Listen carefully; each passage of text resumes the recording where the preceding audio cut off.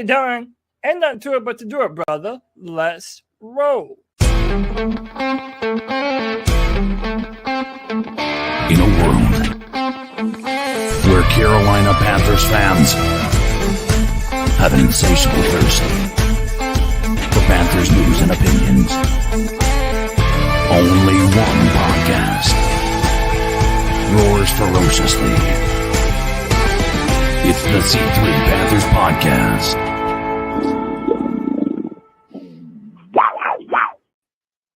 The Queen City approves Bank of America's renovations. Can the Carolina Panthers replace Brian Burns' whopping 8.75 sacks on Prize Picks? And how old will you be when the Carolina Panthers get a new stadium? What's the deal, Panther fans? It's the C3 Panthers Podcast, brought to you by CarolinaCatChronicles.com, where every Tuesday night we chop up the latest Panthers news and opinions from the fan perspective. Each and every week, I do it with my wheelman, Cody Lack. What's up, my friend? Tony Dunn, we are on the verge, we just had the vote, rather, from the Charlotte City Council approving the new renovations for Bank of America Stadium, set to start next year and set to finish by 2029. Man, we always have a big show on Tuesday, man. We're going to have a conversation about J.C. Horn and what 2025 means to him. We're going to talk about the edge rusher situation, and now people at the NFL media are taking note about the Panthers' gamble at edge rusher. And, of course, we're going to talk about this stadium and everything that just happened yesterday at the Charlotte City Council meeting. But, Tony, you know there's nowhere I'd rather be on a Tuesday night than hanging with my best bros talking Panther football. And we're going to do it with the best damn Panther fans in all of YouTube. You know them and love them. It's the brand ambassador, Diesel Skills. What's up, brother? Joey the Blind Panther. Kyle, Charlotte Sports 1. JJ in the building. What's up? Our man, Kobe Griffin. What's up, Cole? Dominique. John B. Jenkins. What's up, brother? Panthers Warclaw ambassador. JD the Great One. Matt Knows Nothing. Tim Estes. Marcos Cash. And the boy White Chocolate Espresso. Tony Dunn. Ain't nothing to it but to do it, brother. Let's roll. The number is 252-228-5098. Get your calls in. Let us know what you think about the Panthers renovations pending, what you want to talk about with the Carolina Panthers, and just be a part of the chat. Thanks for everybody there. Smash the thumbs up button, subscribe. Also, big thanks to CK for being here. As always, my man. Dude, training camp. Right around, I guess, the corner. The dates are out. We're on our way. Well, we're hoping. There's some clarity that we need to get around some of the limits that they're setting on the tickets. Oh, God. It says for 4 tickets per account, but it does not state whether it means per day or if it means in total. Because if it means in total, we're kind of screwed, because that means me and you can only go to 2 days. And that's the problem. The reason that I think that's a bigger issue than we realize is PSL owners like myself get access to those, get access to a pre-sale before the training, they go live. And so the idea that it's going to be available for one of you guys to possibly get more tickets is going to be probably a long shot, to be quite honest. Right. We're going to have to put in all of our feelers with C3 Nations PSL holders. Yeah, yes. Absolutely. So we're going to be on the edge. Like, it's going to be one of these things where we're going to have to hear a little more about how the process is going to work and what have you. But either way, we've got the hotel booked. We're going to be down there. If we're not able to be a part of it, I'm going to put it out there. There's drones that can possibly catch some stuff. We're getting it. We're doing something. We're gonna make it happen. The C3 Nation. It's going to be a great July. Yeah, we're gonna have fun. Hopefully, they said somebody put audio is not working on X, so jump on over to YouTube. I know you couldn't hear that. Do sign language. Come on. I don't know that one. But, all right, guys, I'm really excited to be here. Thanks for everybody, man. Every day I see more and more people putting the C3 tag on Twitter, on YouTube. Ran into Trey today at the gas station. My man says, "Tony, you're not doing a podcast tonight?" He said, he thought I went to Charlotte, I guess, to hang out with you. Like, but I was like, nah, we do it virtually. He said, ain't nothing but to do it. I said, let's roll. Dude. Roll. All right, well, let's roll and get into this show. The main discussion around, I guess, the Carolina Panthers, and thankfully we have this in some ways. Imagine if we didn't have the discussion of the renovations. The Queen City, Charlotte has approved over 600. Now I saw the number upwards of 800 million or something that Joe Person put out. So tax money continuing to fund the next level of Carolina Panthers experience here. Tell us what we got here. David Tepper's got a statement here, Cody. Yeah, so the Carolina Panthers put out their own statement after it was approved last night at a Charlotte City Council meeting with a vote of 7-3 for the city of Charlotte to give $650 million to new renovations toward the stadium. Tepper Sports and Entertainment put out their own presser and says today's vote by the Charlotte City Council is the culmination of many thoughtful discussions with city officials, local leaders, and our fans to create a shared vision for Bank of America Stadium. Nicole and I are grateful for the collaboration and support of the project, as well as our ongoing partnership between Tepper Sports and Entertainment and the city. For nearly 30 years, Charlotte has been the home of the Carolina Panthers and more recently, Charlotte Football Club. We are proud to be in the Carolinas and look forward to delivering a venue that meets the needs of our community, players, and fans for years to come. Alex Zeitlow for the Charlotte Observer, our guy Alex, shout out to him, put up some new information on an article on the website. He says the city of Charlotte on Monday agreed to contribute hundreds of millions of dollars to Bank of America's stadium renovations and start talking about a new stadium in 2037. In a vote of 7-3, the Charlotte City Council agreed to the terms of a deal that commits $650 million to update the nearly 30-year-old home of the Carolina Panthers and Charlotte FC. The deal struck between David Tepper-owned Tepper Sports and Entertainment and the city of Charlotte sets in motion one of the largest public expenditures in the city's history for a single project. In 2037, 2 years before the earliest teams could leave, Charlotte also must start conversations about building a new stadium according to the terms of the agreement. Council members who voted against the deal included DePimple Ajmira, Tijuana Brown, and Renee Johnson. Council member Luana Mayfield initially didn't raise her hand during roll call for yes, but she added her vote immediately after seeing the number of people in favor, aka peer pressure. So boys, we are having brand new renovations done to the stadium. We've talked about this a little bit before, but Tony, CK, members of the chat, what are your thoughts on this brand new news?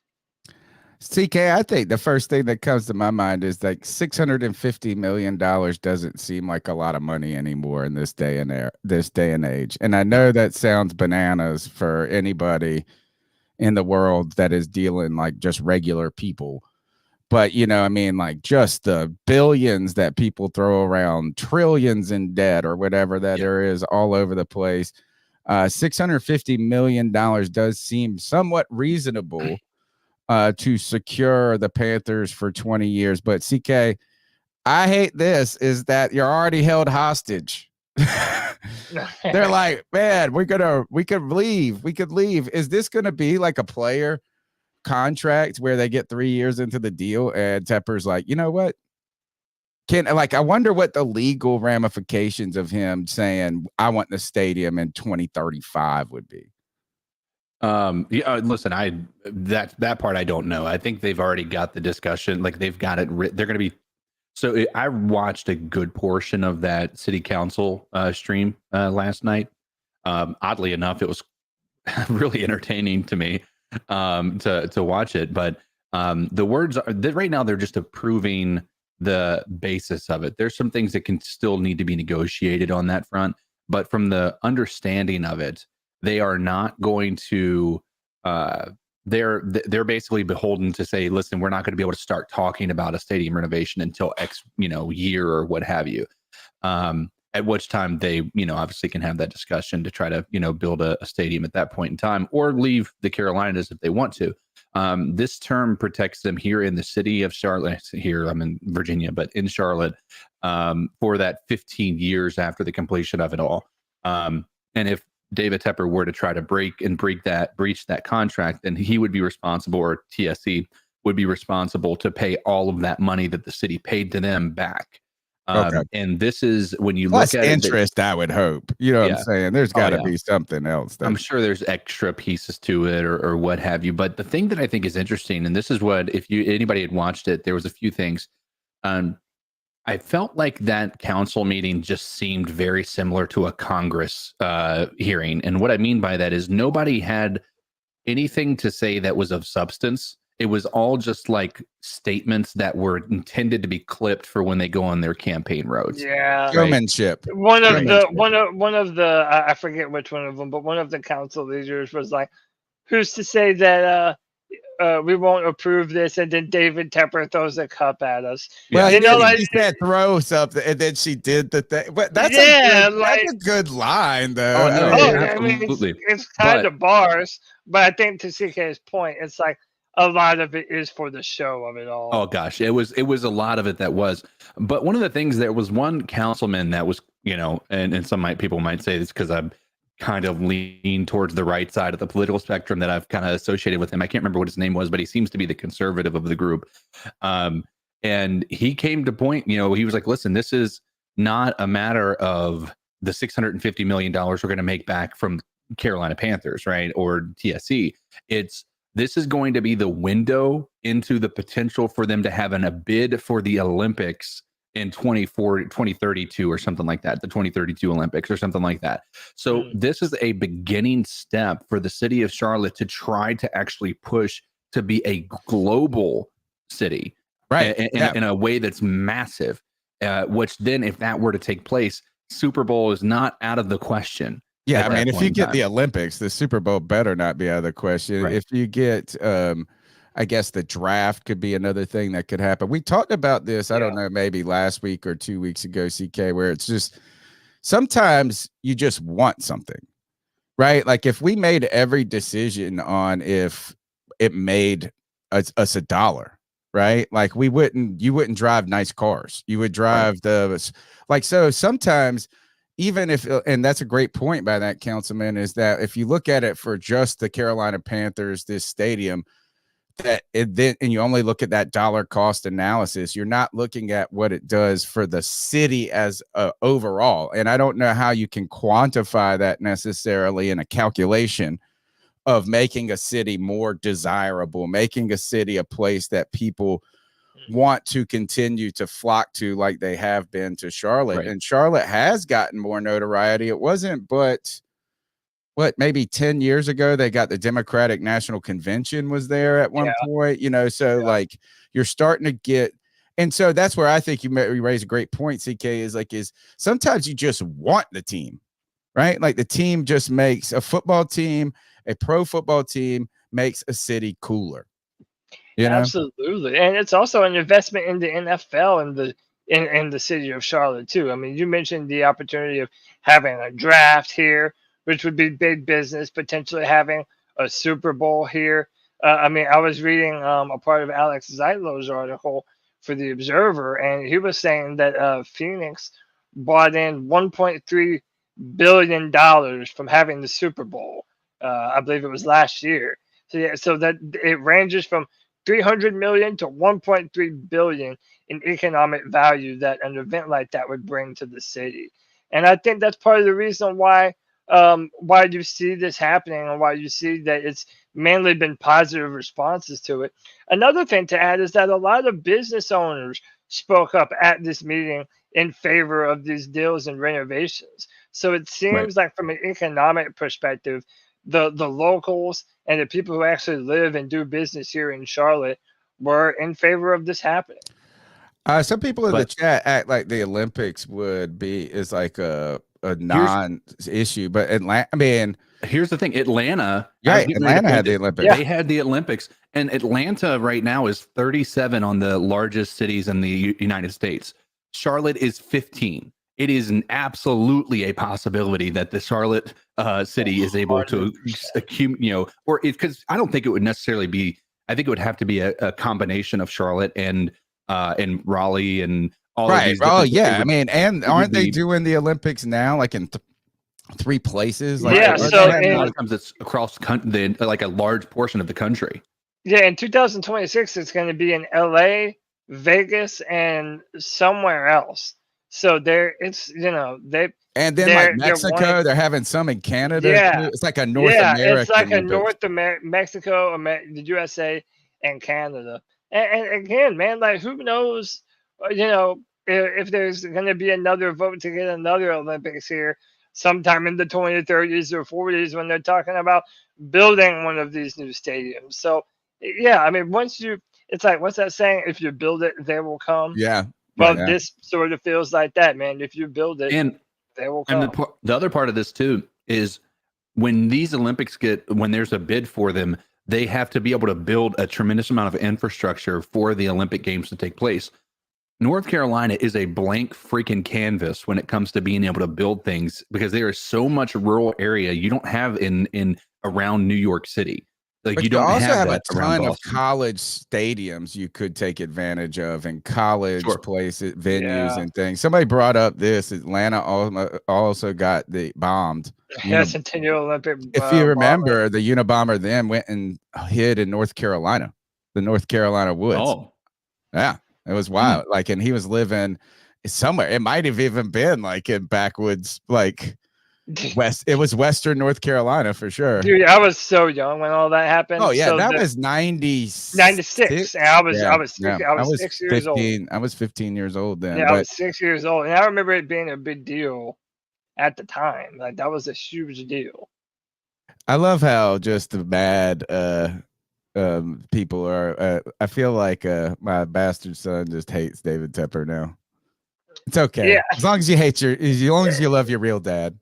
Yeah, for sure. And but by the way, like, again, one of the conversations around this, which started like a whole Twitter beef between us and other people on it's a whole deal. But basically, one of the things that had been a talking point around this is, oh, well, why are you giving 600-something million to a billionaire? Why are we giving all this money? Points. They're not. You shouldn't just dismiss them. They're fair. They're certainly fair, but it's also not necessarily related to this issue because all those funds were designated for tourism and hospitality. They could not go towards homelessness or towards the school systems or any other Is that how they raise the funds too? Isn't it through a hotel tax? Isn't that where they actually get? So it's not necessarily Charlotte people paying the tax. Right. So that's the hope. That's the hope. Yeah. I mean, what you're running into is you have external funds coming into the city because of tourism in many cases and business. Let's be real about it. It's Charlotte coming in. So it is not any extra that the people of Charlotte are paying for. They are not paying for the actual cost of the stadium. It is external sources for the most part that are paying for it. And so that is the part. Again, I don't live in Charlotte. I understand that when you are living in a low income area, or if you feel like there are things that are being neglected, by all means, I get that. If your problem is with this deal, I think your problem should be with city council, should be with the policies in which they've actually, because the reality is they don't want to fix homelessness. Nobody wants to, because it's a cash cow for an entire department of people to be able to continue to make $100,000 a year. It's just too complicated. I think nobody's focused on the problem. They're focused on the symptom and not the problem. So if your issue is that they're not fixing homelessness because they don't know what they're doing and they're looking at homelessness as, oh, we need to buy them homes. It's no, you need to fix mental health. That's what you need to do. I think they don't seem interested in fixing any of that. By the way, Michael Wade, I am not arguing against it. I'm telling the nerds to shut up. Yeah. I'm in favor of the football, dude. We are on the same team. CK, I think the issue is more of and this is where their feelings in those positions, I think, need to not only be listened to but recognized. But the idea is that the discrepancies and benefits in American society between the rich, the powerful, and the middle class and regular folks. So I don't think it's necessarily this deal. It's just like, man, it's just another people, it just kind of grinds your gears, as what's his name from Family Dad would say. That, it just continues that the people that always cry the hardest during whatever problems are the rich. It feels like the people that always, it's just, so I think it's kind of a sociological outcry more than a specific outcry. Right. Yeah. And the other part to this is like the idea that the city would then own the stadium. That's not what Green Bay is. The Green Bay is owned by its season ticket holders. It's not owned by the city. Cody, you're gonna send the roll coverage guy into a fucking spin because your text said Toryism. My what? Look, it says the only Toryism I care about instead of tourism. And he's gonna be like, I knew you were a British conservative. I knew you were for the Redcoats. Oh yeah, dude. This guy is a wackadoo. I've been accused of being alt-right. All kinds of shit, dude. This guy is all a nonsense. bender. I just kept looking. I was like, y'all are still like he was like, I just told him to take an L. And the other part to this, Illinois joins. He was talking about that St. Louis is desperate. That was actually an interesting point in last night's city council meeting. They talked about that, and they said of the largest cities in the country, 2 of the 5 that don't have like a football team, an NFL football team, are St. Louis and San Diego, because they didn't come to the table being willing to negotiate the stadium stuff and what have you. And St. Louis, from what I've heard, I'm like a good friend of mine is from St. Louis, and he just said it's tough there, bro. You know what I'm saying? It's not like, I know Charlotte has its own set of problems, but I don't feel like Charlotte is on the list of like the Baltimore of the country or something. No, not at all, dude. It's I believe it's the fastest growing city in all the South. But I'm talking about safety. You know what I'm saying? Like urban poverty. I mean, I know those things exist in every city, but it doesn't seem like. Look, I know that Charlotte doesn't have the highest murder rate in the country. Let's go to New Orleans for that. I was in New Orleans. Speaking of, for the Saints, and we can give a little shout out. We're not shout out to the Saints. Is one time I was I've been to New Orleans maybe twice. So we're walking down the street like to this like my cousin is he's like a real social warrior, man. Like he goes in, he works in. Now he works for he runs for city council and stuff, but he did Teach for America, and he fell in love with New Orleans, and he stayed there, and he lived in a place that was on purpose, that wasn't like gentrified. Right. So we're walking down the street to this place, and we're going to this great Italian bakery, and I'm walking past this church, and you know how they have like, oh, Jesus is the reason for the season, or church meets on more than just Easter and Christmas. In New Orleans, the church, it had a sign that just said, "Do not murder." It was like, hey, let's cut straight to the chase, guys. Do not murder. I was like, to the point. But no, you're making a good point though. If you're a city that does have a lot of those intrinsic issues that are inexorably just tied to that city, like a Baltimore or a Chicago in some points, it does seem, it makes the story even worse. It's like, wow, you're giving all that money to football when you have all this other excess stuff going on. It feels like that isn't as much of an issue for the city. It just doesn't seem as nice to go to either. You know what I'm saying? I don't think it would be harder for people to draw that. I don't know, maybe, but I also heard it was like never really a football town either. What?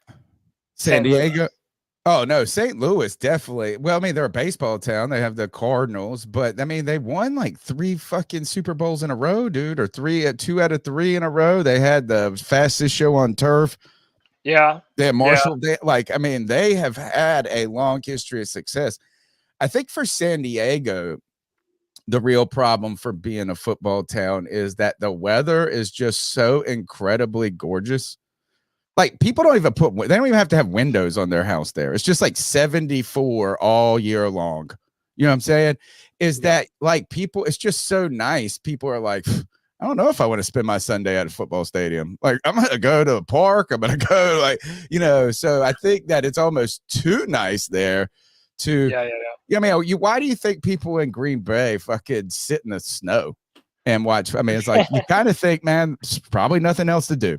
Dude, or like Buffalo. Like, dude, there are some places they're just like, it almost becomes a part of their personality. Yes, like, yeah. You have to be hard to live here. You have to be able to survive the elements, but you're one of us if you do, so just quickly to put a bow on this renovations, just to point out what this money is indeed going for. Renovations for Bank of America Stadium will begin in 2025, the Observer previously reported. Those upgrades include new seats installed to the upper and lower bowls, improved accessibility throughout the facility for people with disabilities. Whoa, maybe aimed at your boy. Look out. Stadium safety and security enhancements, including improved lighting, a reimagined South Lawn Pavilion area that can be used as a community gathering spot, and outdoor classroom on game days and non-event days. Upgraded restrooms. What does that mean? An outdoor classroom for who? So I imagine, classroom is sort of wild. I don't know. We have an outdoor classroom at my college, and it was just something they did during COVID because they had the CARES money. And it's just like a nice little place where everybody can sit around, and the only time people use it is like when the weather's real nice and an instructor's just like, I don't really got much to do. Let's go outside and have like some kind of hippie. That sort of feels like that's what it is. I also, they want this to be an area that the city will be able to use, and I think that's what the pavilion is aimed at doing. Like you're going to be able to do things there. Students and schools are going to be able to take field trips there and set up days where they do events at the stadium with the Panthers, all those different kinds of things that allows you to host other events. And it's just better overall for the community, I feel. I think the exterior enhancement is the thing that we're probably going to most enjoy, because they have all these like cool video boards that are be coming up when you walk in and things. The HVAC systems, we'll have to go with Susan Dean's in the club level to enjoy that shit. By the way, man, you feel like a fucking king if you go to the damn club and you're like, I'm going to go in. Like you go into the air conditioning for a few minutes on them hot ass days. It's nice. It is. I envision a future. Out to ask for it though. I envision a future where we can have a C3 get together in one of those upper standing room only places. Oh, like a box? Yeah, like with the bar that they're looking to build. Dude, that would be the dream. Like dapping up David Tepper. Yeah. How about this point? Throwing drinks on the plebes. Dude, I can't wait. Dude, that's living life.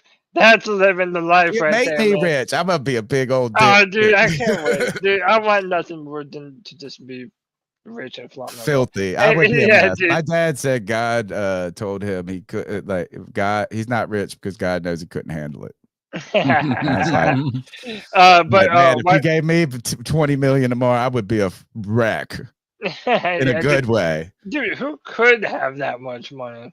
Dude, these 19-year-old kids in freaking college are running around. I know. I just can't believe we haven't heard more horror stories. Oh, they're probably on the way. But this is a point by Kevin. It says more expensive beers, food, and ticket prices. Get ready for more wine and cheese crowds and other fans. I think Kev's just being a pessimist on this in a lot of areas. He's right about that. He is right about that when beer, it's not beer so much, it's the ticket prices. It does price out.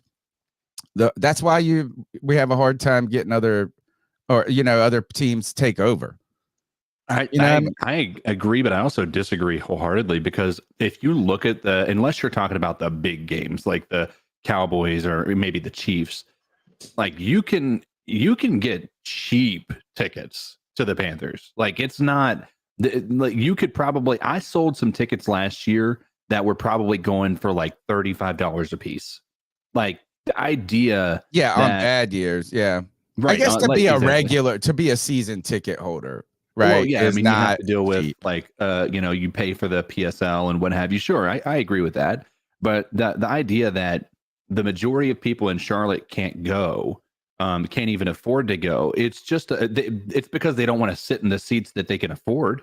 That's the only reason. True. Like It if is nobody wants expensive to bring your whole, for somebody like me who has to travel 5 hours to the stadium, right? You're going to want to spend one night there, whether it's the night before. That's generally what we do. We usually go on Saturday, stay the night on Saturday, and then tough it out and drive home. But to take a family of 5, get a hotel room, to eat out, you're dropping $1,500 easy. Right. Yeah, so it's just it's not like a budget. But now college. But guess what, Tony? That's we're not talking about you. We're talking about the city residents of Charlotte. Right. And so they're not dealing with having to deal with the extra cost of going out to eat. They can eat at home. I mean, again, I know I may sound like somebody who's not concerned with people who can't afford that. I get it. Even $25, $30, maybe more than what they can afford to deal with. I completely understand there are people like that. But the vast majority of people that are like that, and I only know this from my job that I do where I collect on debt, is those are also people that are spending $20 a week just to be able to, get a Starbucks coffee, right? Or going to McDonald's or something like they don't really need to spend money on. So the idea that they can't afford it, it's just that they're not really good at budgeting, in my opinion. Like the majority of people, there are people that are outliers. I completely understand that. But it's the idea that going to a Panthers game is too expensive, and that's the reason they shouldn't do these renovations. Right. Yeah, that's a good point.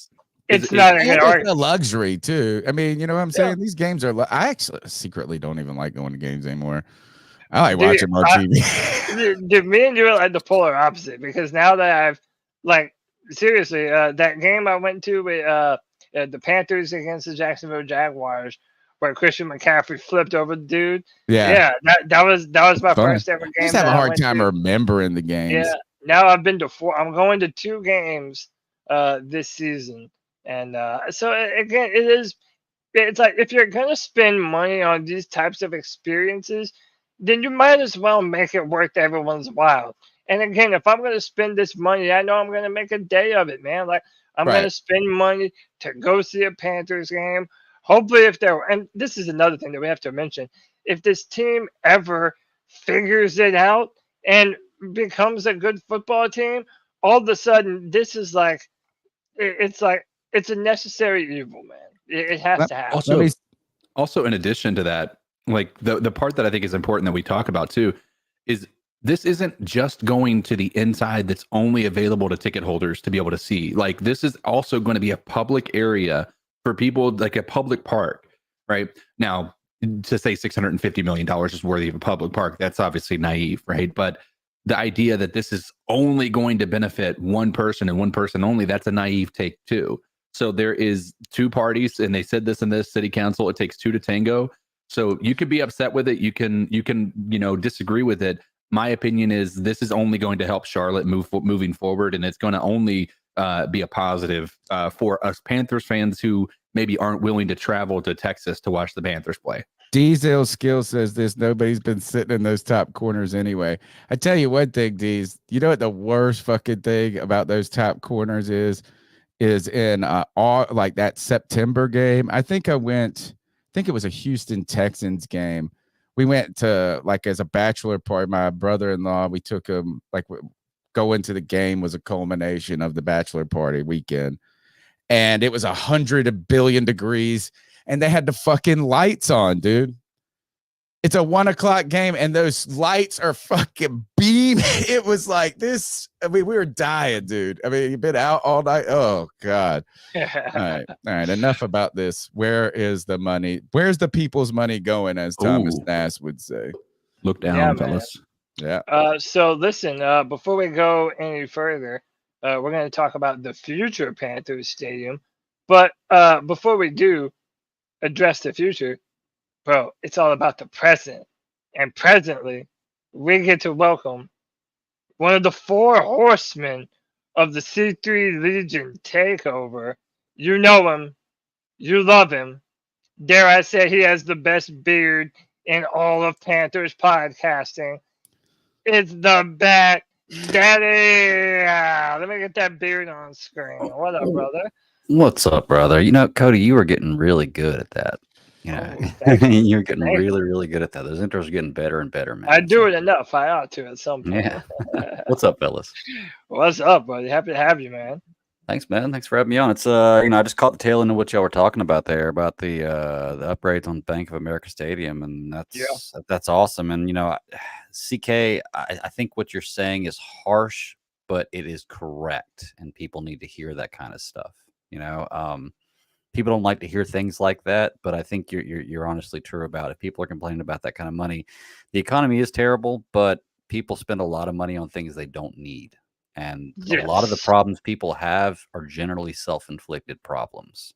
It's cruel to say, but it is sadly true. Well, football game itself is, what do they call it? Like when you just spend money, Recreational. Yeah, it's a recreational expense. Luxury. It's a luxury expense, So, I mean, I don't know. I mean, the miscellaneous. It would go under the miscellaneous tab, entertainment, if you will. Yeah, I hear you. If you're good to see you, Greg. Excel. Good to see you, Greg. Hope you've been well. Man. Yeah, man, I've been doing all right.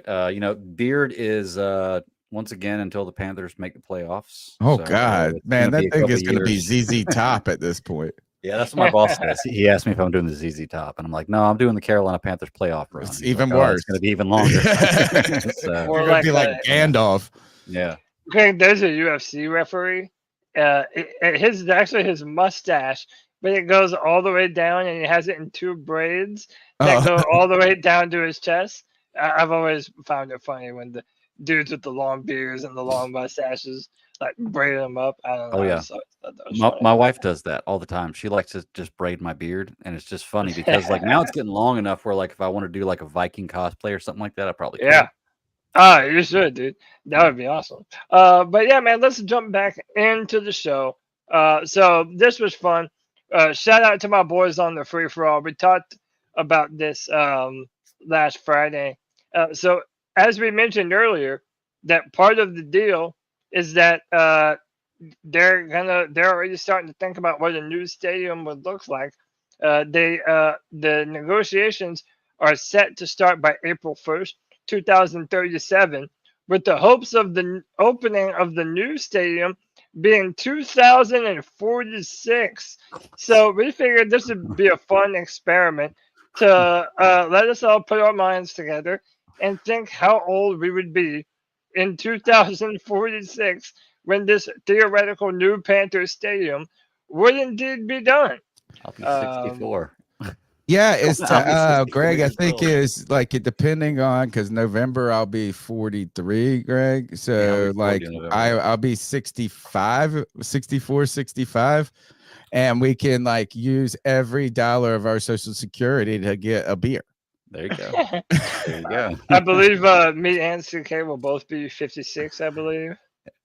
So we'll be pretty damn old by the time this happens. Yeah. I'm okay with it.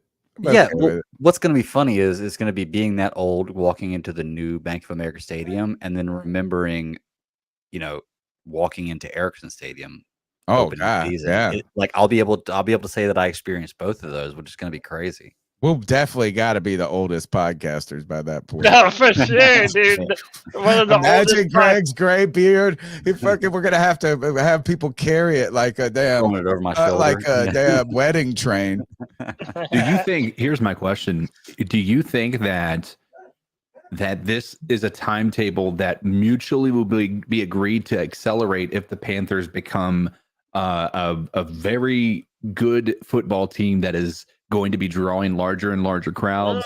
Do you think that this is something that could easily then be saying, all right, Charlotte, we need to increase the capacity. We need to have this be an indoor stadium. We need to be able to do X, Y, or Z. Right now, there's a few stadiums that are older. Obviously, Soldier Field, that's, they're thinking about trying to get a new stadium right now. Lambeau, I don't think they're moving. Arrowhead, Buffalo Bills Stadium, I feel like they're probably on the brink. They already got a new one. They already agreed to that 1.3, or it's like a $3 billion. It's some crazy number that they're putting up. The Superdome is still older. I thought that was a newer one, but apparently that's not. That was in 1975. Hard Rock Stadium for the Dolphins, Everbank, and then there's Bank of America. So the Everbank is Jacksonville, and the Panthers is 1996. So there's a 1 year difference there. My buddy's a Commanders fan, CK, and he says we've got a newer stadium and it's worse than y'all's. Dude, people really hate that stadium. They say that it's a 1 year newer stadium, to be fair, but it's but I guess my question, so there's we're going to be behind the Bears and the Bills soon. Kansas City, I don't see them, and Lambeau, they're just too much history in those stadiums. I don't see them wanting to change those anytime soon. Same thing with the Saints, but I mean, we're about to be potentially the 5th oldest stadium in the entire NFL. I mean, I could be wrong, but with the way that technology is progressing and the way that the society is progressing, I just don't see this being a stadium that they stay in until 2040. Well, and to piggyback off of what you were saying, CK, our twin brother team, the Jacksonville Jaguars, they're going through this same exact news right now. Yeah. Because the Jacksonville City Council just passed a proposal that would see the city and Jaguars each pay $625 million for renovations to Everbank Stadium. This will include a roof on the already existing stadium that would be ready for the 2028 season.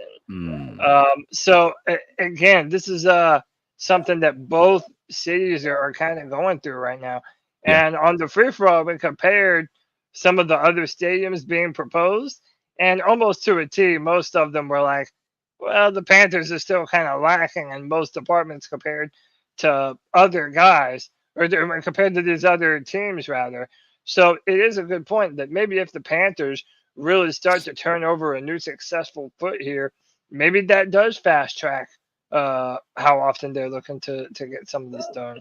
Colby says that he went to Monday Night Football in D.C. in 2016 as the shittiest stadium. Oh, I believe it. Is that when the shit pipes broke? Oh, I don't know. Oh, God. I mean, if that happened, then it was literally, I think it's like outside too. I think it's in Arlington. I don't know. It's another. It's Virginia for sure. It's another thing that what Dan Snyder fucked up. Right. Can I ask? How is he a millionaire, billionaire? All right, go ahead. Sorry. He's even richer now. Yeah, I have no idea. I want to ask though. I think that CK. I think your point is well taken there. I actually kind of agree with you about the team getting better and accelerating how this goes. Because the better they get, the more money they're going to bring in. I wonder if it works the opposite way as well. If we don't get better, it just isn't. Because look, Charlotte is a city that, I mean, we got rid of the Hornets when they were a playoff team about building a new stadium. Or building a new arena. So like they don't really give a shit about losing money or losing a team. I'm wondering if the team doesn't get any better, if this whole thing is axed by, we're talking about 22 it would years only from be able to be axed by David Tepper. And the only reason I say that is he can already spent the money. He would have to pay back the money. Right. But he could just say, all right, I'll pay $650 million and I'm moving the team in the next 5 years and I'm going to move him to Los Angeles, or whatever he decides to do. David Tepper, Pat McAfee made a good point on the on his show. Like, if you have that many billions of dollars, wouldn't you just want to pay? I mean, I get you want other people to pay for shit if you can, but wouldn't you just want to pay for it outright so that way you own everything? Like, then you wouldn't even have to ask the city of Charlotte for anything at all. Like the AFC Championship game. I don't think that the city owns any of it when you take the money. I think that it's ultimately just like a tax credit. Well, like I know Jim Irsay, the owner of the Colts, 2 years ago when they were rumored to be moving the AFC Championship game, the NFL and the Colts wanted to do it at Lucas Oil Stadium, but because they don't own the stadium, Indianapolis does. They had like a volleyball tournament or something going on at the time. And they were like, no, we're not canceling the volleyball tournament. That's what we have scheduled. Have you seen those butts? If you owned everything, then it's like, dude, the city doesn't get to tell you if you want to do it or not. It's your stadium, and I think of what the Patriots did. They made their own little like town almost around the stadium. It just seems like There's- if you're worth that many billions, that would be There's- like the move. There's a part to this that I understand that sentiment, but there's also a part of it that I learned a long time ago being when I worked for Wells Fargo. Rich people didn't get rich by giving away their money. Yeah. And if they can Yeah. keep their billions, they will keep their billions. And Because if that then they means get that to they can- keep making money off of those billions while they have it in their pocket. Right. So they're making, I mean, so there is a part of it that is, it's sort of like, I'm trying to think of a good, comparison between it. But the fact is that Charlotte benefits heavily by the Bank of America Stadium and all the things that they're bringing. It's not even just the Panthers, everything that they're bringing to the city, from the sports teams to the concerts. As much as we joke about that, that is a giant revenue builder for the city of Charlotte. Is when you're talking about playing arenas with Taylor Swift, right? That is a giant taxable revenue stream that the Charlotte did not have as a major way as they do when you're talking about filling out an NFL stadium. It is an incredible asset. So the idea that David Tepper is just going to be like, okay, I'm just going to foot the bill, and Charlotte does nothing. It has no, like, they're just reaping the benefits. There's just no reality in which that makes sense for any person who's in business. Everybody wants to say the billionaire, right? If you had the ability to not spend money and have your house built by somebody else, I promise you would do it. You would do Well, it. it's the same principle of kind of having a rental property, right? As somebody Right. else is buying the property for you. Right. Is ultimately, and I've always been, well, anyway, enough of this. I'm tired. I'm done with the day. Yeah. Well, Tepper doesn't need Charlotte. That's the thing. As much as we hate to say it and we don't like Tepper, Tepper doesn't need Charlotte. he moved- Charlotte needs Tepper a lot more than Tepper needs Charlotte. Fuck that, Put it Greg. way. If he I moves hate saying that it, man, but it's team, true. if he moves this team, he goes to the top of the ranks and the most hated owners And in while all of while he's sports swimming history. in his But- cash, he doesn't but give a real shit quick, while he's swimming in his pool full of money. We don't have to spend He too doesn't much care. on it. But Greg, where do you, now that Los Angeles is off the table, where would they move the team? See, in my mind, the only other viable option that you could legit threaten to move to, in my opinion, is probably Austin, Texas. Yeah, Big one of the market. It's richest in cities in the country right Dude, now. everyone's Everybody's flocking moving there. to it, Joe Uh-huh. Rogan moved his club there. It's like, there is that built-in sort of. I don't know how big of a media market it is compared to Charlotte, but the fact that you don't pay state taxes, like David Tepper would love that because that would get more and more players to want to. And it's Play for growing it, in a but- massive way. Austin is actually 11 on the largest cities in the United States. Charlotte is 15th. Yeah. So he would go to a bigger market that is growing at a rapid pace. They're saying on some of the Wikipedia pages, they're saying that the estimation for increase is going to be from 2020 to 2023 is only 1.87%, and Charlotte's 4.20%. I promise you, Austin's is going to be closer to 5 to 10%. Well, he because of would. the amount of people moving there. Kev has a good point. Is you can't just make that decision alone. The NFL would have to approve all of that. The NFL would love that. They would Yeah. love to be able to move another team to a larger NFL market, where there's not. We say that David Tepper would be the most hated owner. He would be the most hated owner in North Carolina, maybe South Carolina, but he would be beloved in By Austin, Texans. Texas. Yeah, Right, you're right. Yeah. I'll throw another one at you. Matt knows nothing. Said it in the chat. What about these Mexico. international teams? Like, what about him being the first Mexico team or Germany team? The NFL's trying to expand. Why wouldn't he do something Could like you that? imagine the hatred if he took it from America to fucking Mexico? Oh, dude? Donald he- Trump once would again, be he wouldn't- on he his wouldn't care. fucking. Oh yeah, Yes, dude, he there'd wouldn't be a care. billionaire fight. He wouldn't care. I would Yeah, I would counter that and say go the other direction to Canada. Oh, Wow. Think about it. Toronto? No, I just learned that Canada is our top trading partner. Now, when you say that, that's export only. Sure. right. Right. Like I was Yeah, like, yeah, because I yeah. heard that. I Yeah, was detail listening it, to the Chinese ambassador say, "Oh, China's our third trading partner." I was like, "What the fuck ever?" Yeah, Everything we number buy one. is made in China. And then I looked it up, and it was like, "Oh, we sell more to two other countries, not buy more from those countries." By the way, the idea that the NFL would not allow another team to move to Texas, or Jerry Jones wouldn't. I mean, California has the Rams, the Chargers, in one the city. Raiders. Well, they did have the Raiders. I guess they moved. The Niners. They have 3 in there. In San Francisco is a smaller city than Charlotte is right now. Yeah, they got 3 basketball teams, 2 baseball teams, 3 football teams. Florida has 3 NFL teams. New York has 3 NFL teams.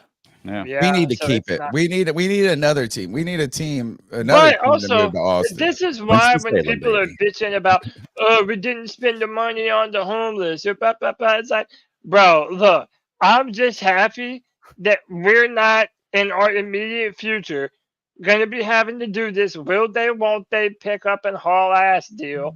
I get to stay right by my fucking squad, so I'm not going to complain about it, dude. I'm happy that the Panthers are rooted firmly in the Queen City of Charlotte. What's next? Yeah. Let's move on. This will be our last one, and then we'll take some cat calls after this, Tone. So, again, we know that there's not going to be a training facility in Rock Hill, South Carolina. So, in a move to continue to ingratiate themselves to South Carolina fans, the Panthers are returning to their roots of Clemson Memorial Stadium, and they will be having FanFest at Clemson University on August 1st, 2024. Boys, what do we think about this? I mean, obviously, I'm a Clemson fan, so I think this is pretty cool. Don't know if I'll be able to make it out to this. It would be fun to. But, what do we think about this gesture to the state of South Carolina? And that's Columbia, right? No, Clemson, South Carolina. No, it's the Gamecocks? Okay, sorry. How dare you, sir? I'm gonna wear a Gamecocks jersey. I have never been to this stadium before. No, I haven't either. Dude, it's beautiful, man. They just did a bunch of renovations there too. They just put a giant jumbotron. It's like the 4th largest in all of college football. So they're gonna have. How far is it from you? For me, it's about an hour and 15 minutes. Is it closer than Spartanburg or farther for me? Let's see. It's about the same, isn't it? Yeah, I mean it's about the same. It's not far. It's really not far at all. Oh God, it's another 30 minutes. Yeah, it's 5 hours. It's a 6-hour trip. Oh no, it's too long for me. It's over 5 hours for me as well. I mean, the only reason I would be able to go, is I would take my family. And the idea of driving an extra, because I can drive down to Charlotte in 2.5 hours, driving to Clemson in 5 hours. It's just trying to do that with a 1-year-old and an 8-year-old is going to be torture. You can get to Charlotte in 2.5 hours. Yeah, maybe 3 hours if traffic's bad. But it's so my problem is only selfish. I mean, other than that, I don't have any issues. This is, and I understand people who are maybe in Columbia or even in Charleston, as White Chocolate's been, alluding to being far away from it, obviously not being a fan of Clemson as a whole anyway, why you'd be a bit upset. But ultimately, if I'm in South Carolina and, within drive, I mean, I'm happy about this. I don't think it's necessarily like a, let's go ahead and forget about Rock Hill type of a situation. But it's certainly, I understand why they're doing it. It makes sense to me. It's a good choice for nostalgia. They played their first season there. They have all of this shit going on. Like, this is the smart play, right, for public opinion. And also, because a lot of people are going to want to go there because they're going to be granddads that are like, oh, I remember when we went to here and we saw the first season. How many people will tell us, oh, I've been a Panther fan since they played here and things like that. And like, for me, I know it's CK. It's just realistic, CK. Yeah. Well, 6 hours. Fuck that. Can we also bring up the fact? I mean, a lot of people are upset. We don't know what was actually even available to the Panthers for this FanFest. True. We don't know if East Carolina University would have been available.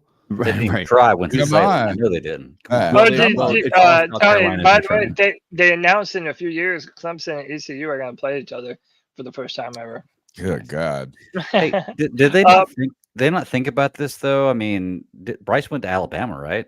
Is he going to be? Okay, Greg, this is a whole other. To play? Dude, this is Davian Clowney is from. Does he feel comfortable? Yeah, we have four. We have mess four with emotions. You know, we have 4 current Gamecocks, And they've never the drafted a team. Clemson player either. Dude, how about not only have we never drafted a Clemson player, we're the only fucking team to have never drafted a Clemson player, and we share a history with them. Is that not the? Let me don't play this draft well, freaking so I think- video, man. 8 years ago, the dream was bringing professional football, NFL football, to the Carolinas. Here we go, baby. Here we go. Get these haters out of my This chat room, afternoon, man. The Carolina Panthers play their first regular season home game against the St. Louis Rams. Here we go. Here we go. It's all day, baby. All day. Shovel pass. It's intercepted. Mills with the interception. He could go. He's at the 15, 10, 5. Mills has a touchdown. Oh, you know. Have a pride. 1, 2, 3.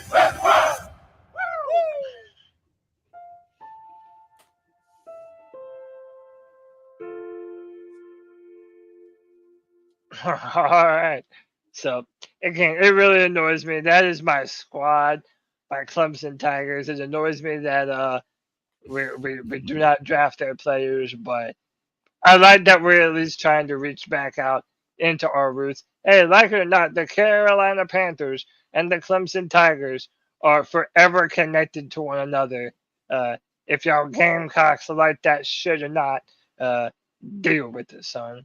Where's y'all's national championships? Oh, that's right. Y'all ain't got none. All right, can we take some calls? I suppose. Only if you insist. I would prefer to make fun of Continue to Gamecock talk. fans. Oh, well, yeah. Yeah, but that's I still want like no, I don't want to talk about them at all. Don't worry. Yeah, no, true that. The number is 252-228-5098. Make your voice heard on the longest running Panthers podcast in the entire universe. So what are your thoughts on catcalling? Yeah, it's pretty. You shouldn't do that to somebody. And how did that make you feel?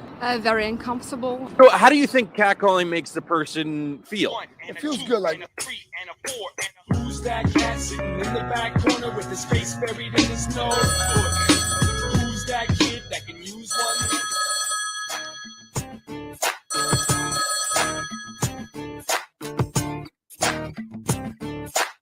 The moment of truth.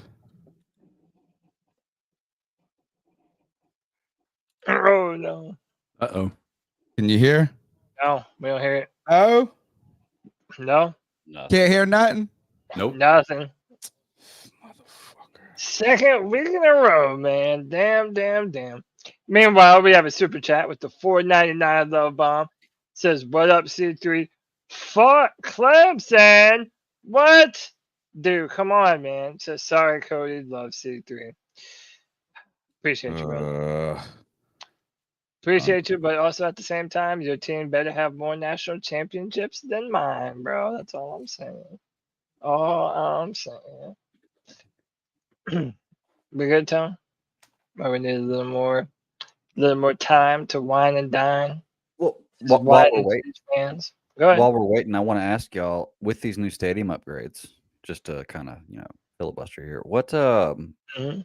What's the biggest feature you guys want? For me, I want a roof on the stadium. Like, I loved having the open concept when I was younger. I've gone to too many rain games. I want a roof on the stadium. I just don't think that they see that as a priority because that's not a part of the renovations. It is down in Florida because obviously, as you know, weather can change in a matter of 2 seconds there. Right. I think the weather in Charlotte is too mild. You don't have crazy bad winters. You don't have crazy bad summers. I think it's just too much of a Goldilocks zone when it comes to weather that I don't think they see the roof as a priority. But are you ever going to hold a Super Bowl in a stadium that doesn't have a roof?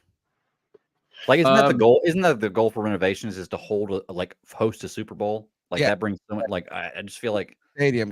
That's why I want a new stadium. All right, here, just because I can't wait. Please tell me you can hear this. It's hot as hell in our city. Oh. Yep. So now I have to reboot the broadcaster every time. Colby from Greenville.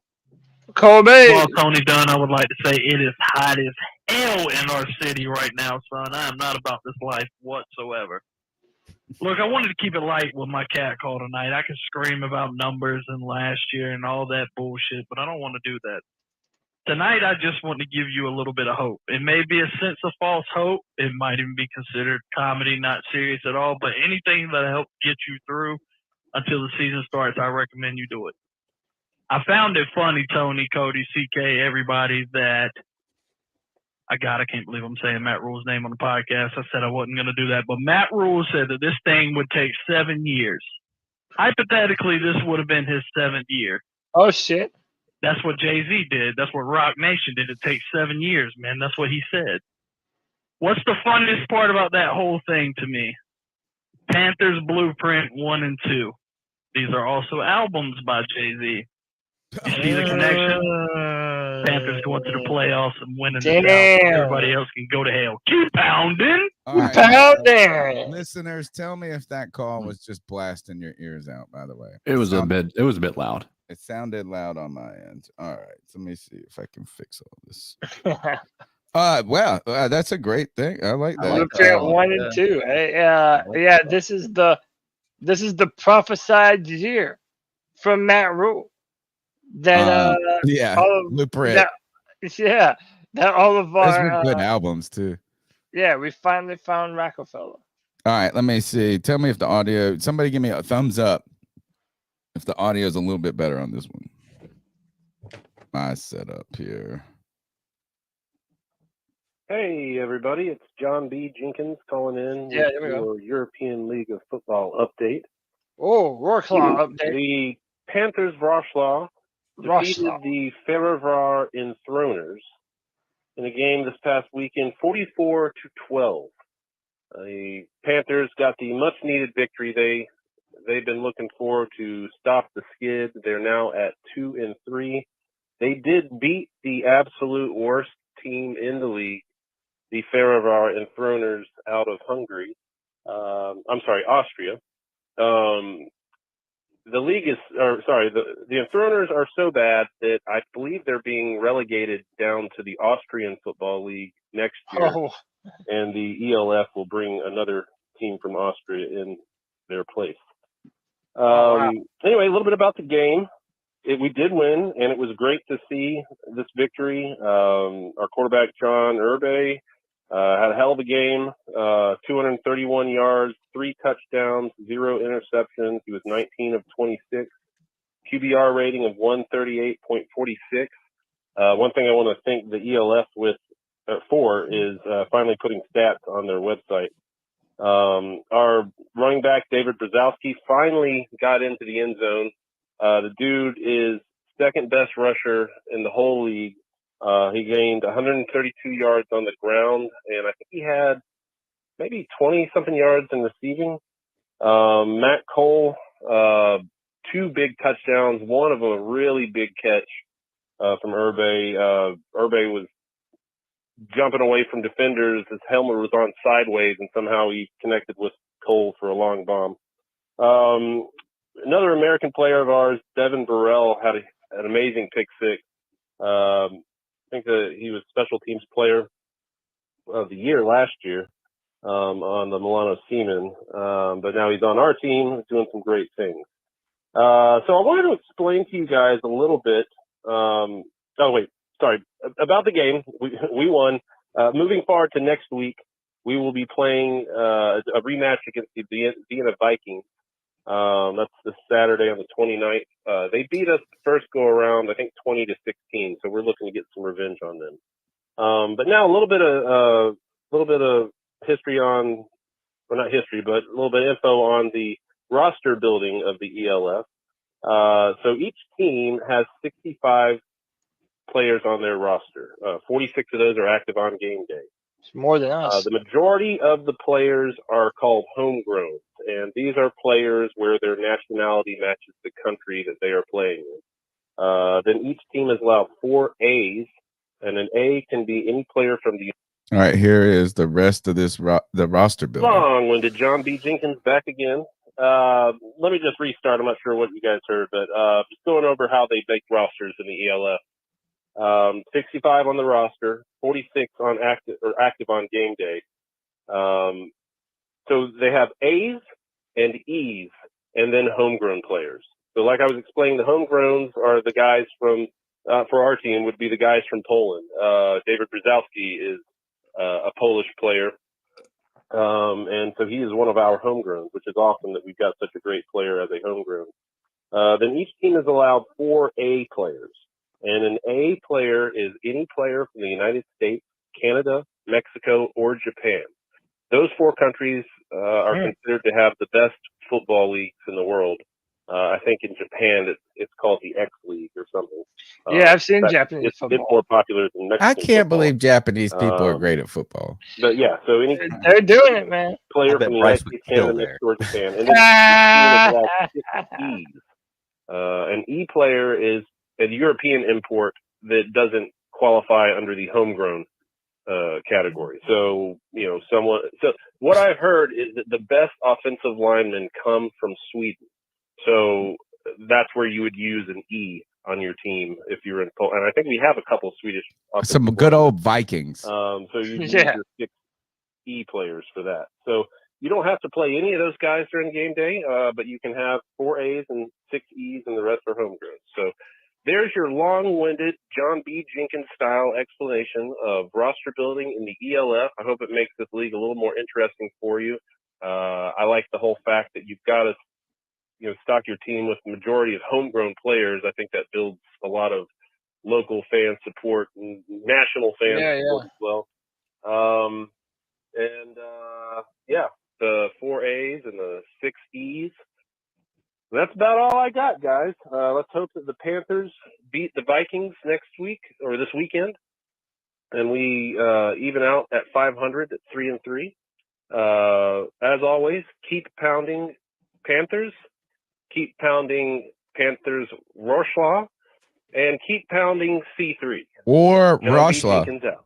Or Rochlaw.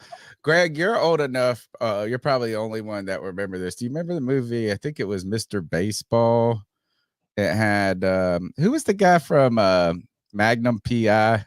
With the great mustache. He was in that Quincy something, the sniper, like he was I know what you're talking about, yeah. But he went to Japan as an old baseball player, like a over the hill baseball player. Mm-hmm. Burt Reynolds? And he was no, it's not Burt Reynolds. It's Tom Selleck. Yeah, Tom there Selleck. you go. That's Thanks, what it is, Dave. yep. And he goes there and he walks in the airport and he's freaking 3 feet taller than the whole airport. You know what I'm saying? It's funny. Wow. Could you imagine what the American Football League would be like if we did that same thing, where if you wanted to play for Carolina, you had to be from the Carolina. Florida and Texas would win every. Florida, Texas, California would win every. New York, dude. I've been saying, well, not New York. Yeah, I mean, I always feel like the great Florida, man. Them kids run fast there. I saw. But dude, think of all the talent that they do have to draft from the Carolinas. Clemson, South Carolina, NC State, Duke, North Carolina. They're not from there. They play college there. You know, you're freaking recruiting in Florida, bro. I know, but I'm just saying, like, dude, you could build a team of players that are related to the Carolinas. Like, what a homer. He's you could do it, man. I guess maybe South Carolina has good football. You know, I think South Carolina probably has more homegrown football players than even North Carolina. Oh, yeah. But I tell you one thing is you might be having FanFest in Greenville or around here because we got Tarboro, Todd Gurley, we got Bailey, North Carolina, Julius Peppers. Those are all 30 minutes from where I live at. There you go. All right, let's see. This is a short call. Let me see what this is. 50. What's up, y'all? It's Lucas. This is for What's up, Luke? Cody, what's better than Panther football? Panther football at Death Valley, baby. Yeah. And keep pounding. Keep pounding. Go Tigers, baby. I love it. Now let's draft some. How about it? Colby's coming back for another. Forgot one more part to my little story. Can somebody tell me the mascot of the NHL team that won the Stanley Cup last night? Yeah. How about them Yeah, with the Panthers, Panthers. man? I rest my case. Did you see Playoffs. what did you see what Tuan put in? He said Yeah, my he said, nana called. My nana I got- called me, said your Panthers are winning. He said, Nana, my Panthers don't skate. Oh, you know, Florida though, what a badass team. I can't believe they let it go to 7. But I don't know if you guys remember when they used to throw the rats. They might still try to do it some, but like they had these plastic rats they would throw them for a hat trick, because one day before a game, one of the players in the locker room killed a rat in the locker room with a hockey stick. What? And like the word got out. And then I think it was Nashville. What's the hockey team? Is it the Predators there? Stars. No, that's Dallas. I mean the hockey. Dallas. Yeah, hockey. Oh. Dallas Stars is Nashville. They is used it to the throw like Wild? fucking fish or tuna or some shit. Like people would What? duct tape them to their leg and shit and come in there and throw a fucking big ass catfish on them. That's kind of fun though. Yeah, I love wild shit like that. What was it? You know, isn't it Buffalo throws dildos? Yeah, they do the buildos. Yeah, they call them buildos. It's awesome. You know what? I'm surprised that Antonio Brown didn't just sign a one-day contract just for that, just to be like, I love dildos on the field. He has been, you know what? I mean, it can't be him running this account, but that account remains like I thought I was going to get tired of it. Dude, now he's like dropping F-bombs of a different sort. Man, He's like, maybe. But did you see going the picture of Tony Hawk and Tua? No. Hawk Tua? God. Dude, that poor girl, dude. That hot Poor Tuer. girl, she's a fucking a gym. She lost her job. She lost her job? Yeah, I heard that I'll she give worked her a at job. Bunch of money right now. I'll give that man. She is a celebrity. She's a national treasure. Dude, that went so viral. Oh yeah, it's so that's good. my fantasy team name. Yeah, it's not to us. I mean, did she miss on any one of those fucking questions though? No, let's dude, be and honest. she's She was like, if you're doing the Family Feud, she got the #1 answer on every. Yeah, dude, dude, that's wifey material. That shit was so dope. I love it, and I feel She like had a good spirit though. She was like bubbly and like, dude, I love her. Yeah. She lost her job. Yeah, that's it. She worked in at education, I believe. She worked at a preschool. Yeah. I don't agree with that, but I can see the argument, but I don't agree with it. You know. Yeah, I mean, look, I think if you. Yeah, I mean, I don't want to delve down. Like, if you were, I've seen well, I mean, like, not like this, but you look on Twitter and there's like people doing like OnlyFans in their classrooms and shit, and then they put it to another state so you can't see it. I think that's why. Maybe but I know it's like an ethical. She didn't say a racial slur. No, she that's what I'm saying. Like, That's actually, so you know dumb. what? She brought America together more than anybody. Dude, everybody loves that girl. I It's do. unanimous. Like, dude, Democrat, Republican, black, white, Latino, everybody loves the hot Tuer girl, man. And it's I almost mean, like they don't want to promote things that unite people. Crazy, dude, it's almost Crazy like it's a concept. conspiracy. she was right, dude. All I can say is this: they asked her a question and she gave too good of an answer. Yes, the She best got answer that two- you could possibly give to that type of question. I mean, it's a dream. It's a dream. Yeah. She's American hero to me. And you know, I got a weird style on life. But all right, let's go to Joey the Blind Panther, who I'm sure would love to meet Haktua. Oh, dude, he would touch her face. It's the girl that makes him howl, a.k.a. Joey the Blind Panther. I was watching the news. I was watching Queen City Please. News. Oh, on I was YouTube. hoping he was going to say. I was watching about the stadium renovations. Boy, they showed this clip of I guess Councilwoman Brown. Yeah, Councilwoman Brown. That was the one. She was the one who said it. Well, apparently she was against the thing for the contract. So that ain't what I want to talk about. What I want to talk about is her basically, I don't know if you would call it trolling David Tepper But it was hilarious. She's like, yeah, it's all good now, but say we do something that he doesn't like and he comes back and throws a drink on us. Did she say drink? Yeah, that she was said funny that, as yeah. shit. I just had to share that It's a with good y'all. line. It's a good Y'all line. need to go Yeah, find that bars. clip and isolate it somewhere because that's a freaking gold mine, guys. Anyway, you know what? It was the right move. Everyone knew it was the right move.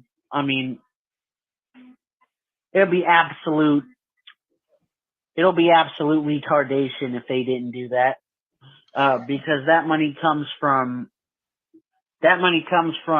a revenue stream that is just for that. Okay, they're not taking local taxpayer money, the money that's supposed to go to housing money. They're not doing what Vegas did, where it came out with the Raiders Stadium. It had come out that Vegas was taking money from schools. But no, none of that's going on here. All that is, people, when they go out to a bar or restaurant, that's the only time locals are paying for that. Okay, it's hospitality. It's a no-brainer because who wouldn't want an economic engine like the stadium? Good call, Joey. And Right. if they did that, if they didn't approve it, and then Charlotte lost the Panthers, you wouldn't. I mean, you shouldn't be surprised if if that happened, then you shouldn't have been surprised if if later on down the line Charlotte loses the Panthers because of that, and I end up either moving to Raleigh or jumping off a building. Damn. Anyway, guys. Wow. Well, Brady says you are bringing this. You are paying for it, but and if you really want to go crazy history, I can drop the John Dickinson letters from a Pennsylvania farmer. At least you have a choice. Whoa. You could not, like, if you were like so anti against this tax, you could be like, I'm not going to a fucking bar in Charlotte city limits. You could avoid the tax technically. It's not like a property tax where you have to pay it, but I mean, you are right. I mean, Charlotteans are not on the hook at all because they are paying that hospitality tax. Good call. Let's keep going. Yo, what's up, C3? I know it's a little late. Sorry. What's up, man? Usually was calling earlier. It's Anthony from Charlotte. Just wanted to say, hope y'all boys are having a good Tuesday. Just kind of wanted to give my thoughts on what I'm thinking right now. Obviously, we know that what do you call it? We got stadium renovations. The picture. I mean, it looks really cool. I think it's definitely something to be excited about. The one thing I'll give Pepper credit for is that, he's trying to upgrade the facilities and in every way he can and make things look nicer. I think that's cool. It will definitely make the stadium experience better. I haven't really read anything. I've been so caught up in a summer class and work, but tell me if I'm wrong here. So the stuff that came out about having new sections, it looked like upgraded sections. Is that stuff coming soon, or is that part of the renovation? I don't really know. I haven't really looked into it. I didn't get to watch the stream last night. I'll probably have to look online, but if you guys will probably explain it throughout the stream. But yeah, on the other thoughts, I mean, not much to talk about really. I think definitely since training camps in Charlotte this year, I think it would, if some of you guys are planning to going down to training camp. I mean, I talked to some of the guys in our group chats. I was like, yeah, man, I mean, you got to come down. It should be definitely an interesting vibe in Charlotte. It's definitely going to be not 99 degrees out, and it's kind of easier to navigate around the city from that point. So I just think hey, if we could get a bunch of guys together and, have fun at training camp, I think that'd be awesome. I didn't get to make it last year. I wasn't in town. But man, Spartanburg, it's a trip, right? I mean, it's crazy up there. Absolutely. But it's definitely worth the ride. On to the season. I definitely think there's reasons to be. I always say this, like, there's always going to be reasons to be optimistic. And I hope the team does well. I think I'm just looking for, some small moral victories. And I heard you guys may have a surprise for us soon on the pod. All good stuff, man. I wish I had more to say, honestly. Just kind of a dead period right now. You guys know the vibe. Anthony from Charlotte, keep motherfucking pounding, boys. Anthony, thank you for the call. Don't worry. First of all, this is your wish is our command. We are going. We're going to Charlotte. CK and I are going to go from like 5 days or something like that. It looks like. Right. To that first, we get I think there's 3 full days of training camp that we'll be able to attend. The Saturday, August 1st being the big one, the back together. The back together is July 27th. That's the one I'm talking about. So we're going to go. We'll be there for that week, Anthony. So regardless of some of the challenges about tickets and actually getting into training camp that we may face, we're going to have opportunities to have live podcasts. We're trying to work on getting some venues. In fact, Anthony, you might want to, since you are a Charlottean, get up with Cody right now and kind of help him in the advocacy for what we want to do, which is have a place where we can go, do a podcast, have a group meetup, and maybe multiple days so multiple people can do it. So, Anthony, definitely we're getting it. I just wanted to bring this up real quick. Can you put it back up, Cody? I just saw this, and I don't want to go too deep into the weeds on the stadium back again. Yep. But Jonathan Jones was reporting this. He said the Jacksonville City Council just passed a proposal that will see the city and Jaguars each pay $625 million for renovations. This will include a roof, right? So they're getting a roof with that money. We're not. Now, to be fair to this, is that it is misleading to say that Tepper is paying for these. He's actually paying to run the stadium and, like, I guess, organize the renovation. So it felt cooler. This is what Joe Person said, though. He said the Jags are matching Jacksonville's public money contribution, a much different agreement than what Charlotte City Council agreed to last night earlier. When one councilman called the pact with the Panthers the best stadium deal in the country. Now, would ask a little clarity if we could get Joe on the podcast to say, was this one of the Jacksonville people that was saying it's the best in the country? It sounds like Joe is implying that Tepper got a really good deal out of Charlotte, better than Jacksonville did. And I may have misread that. But that's how I read it. Well, fans, the sentiment, though, is that Jacksonville, they're getting a dome out of this. And Tony, whether it's accurate or not, a lot of the sentiment is that if you put a dome or if you put a roof, you're going to get a Super Bowl. And I think that's a little bit. They don't have a winner.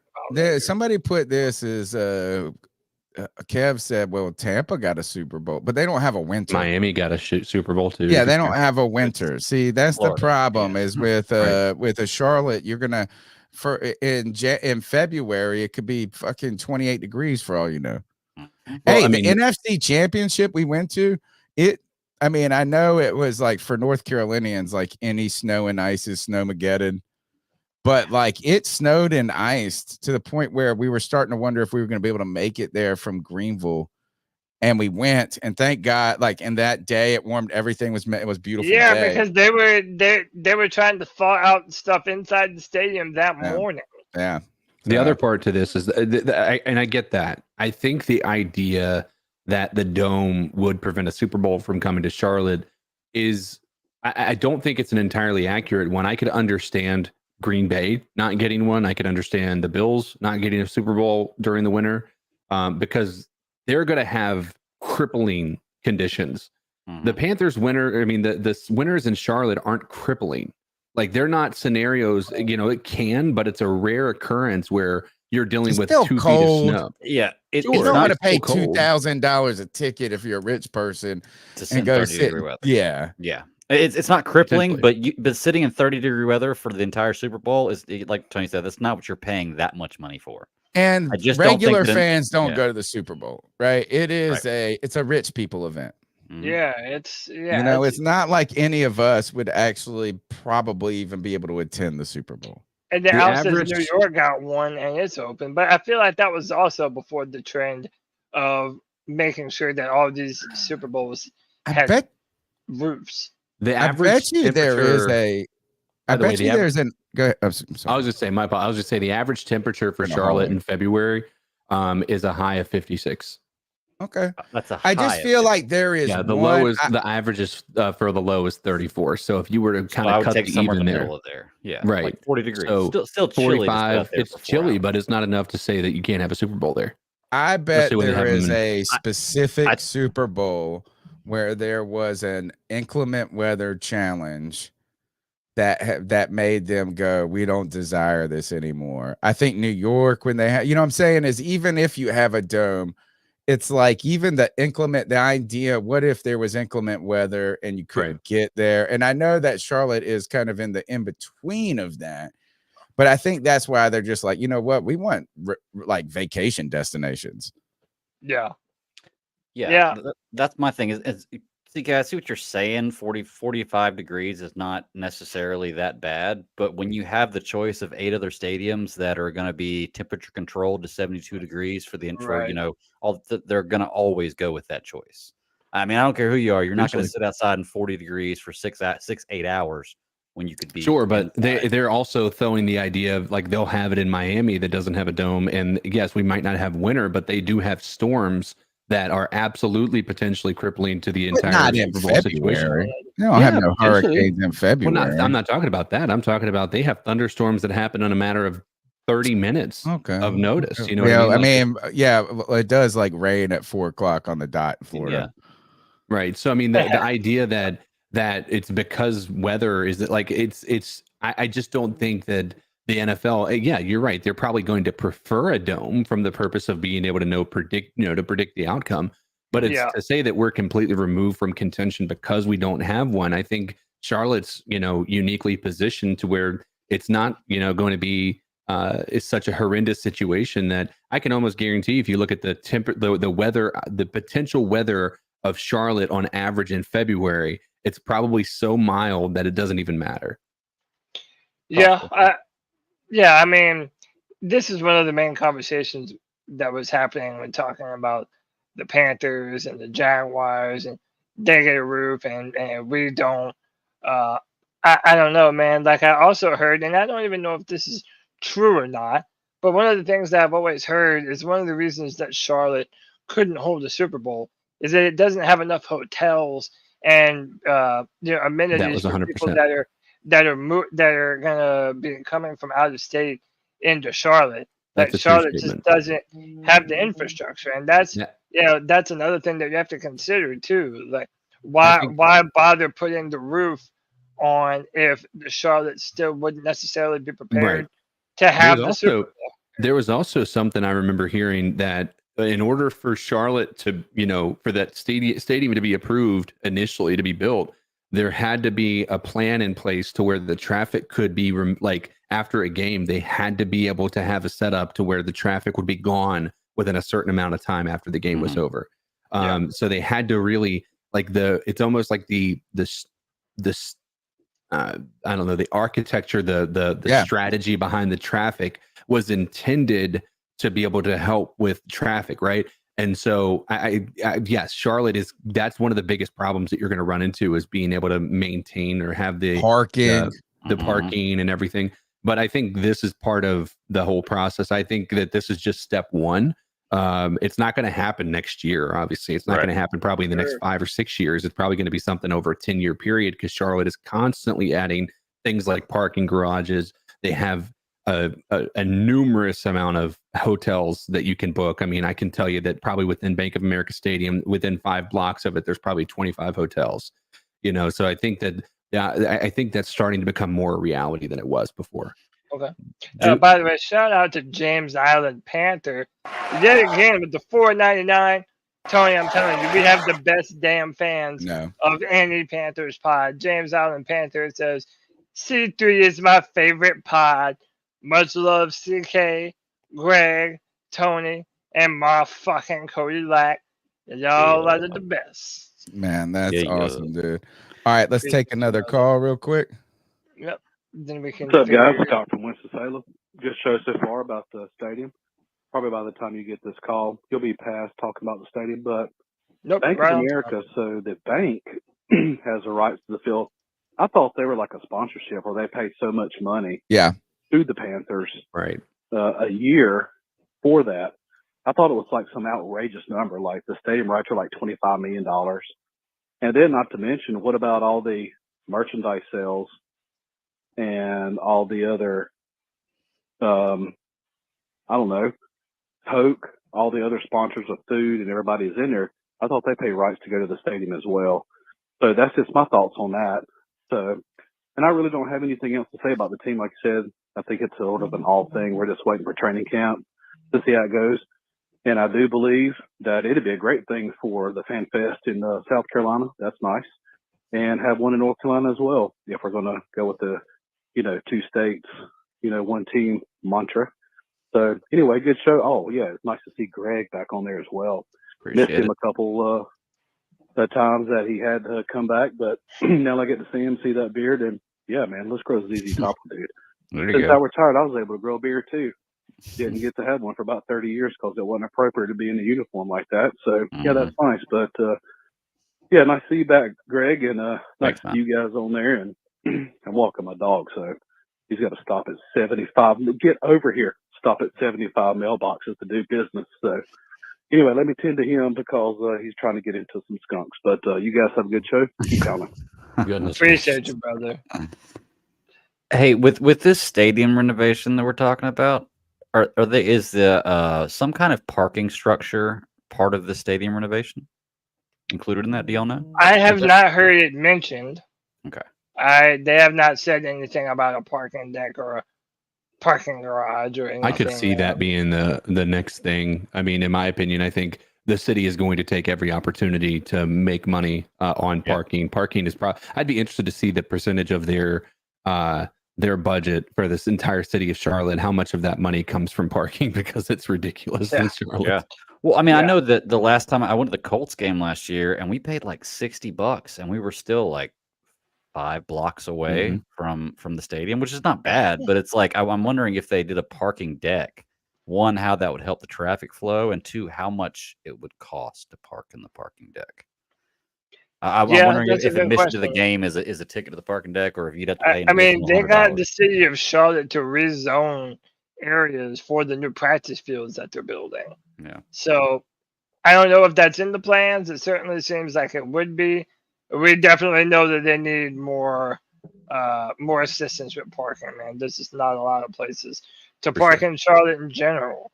Well, y'all know the trick to going to the games, right? Is you just go to Cody's house after the game. Yeah, just park at my traffic place. Goes away, and then That's you the way leave. to do it. Yeah, just go to Cody's house and hang out for a few hours, then the traffic's done, dude. and you can just.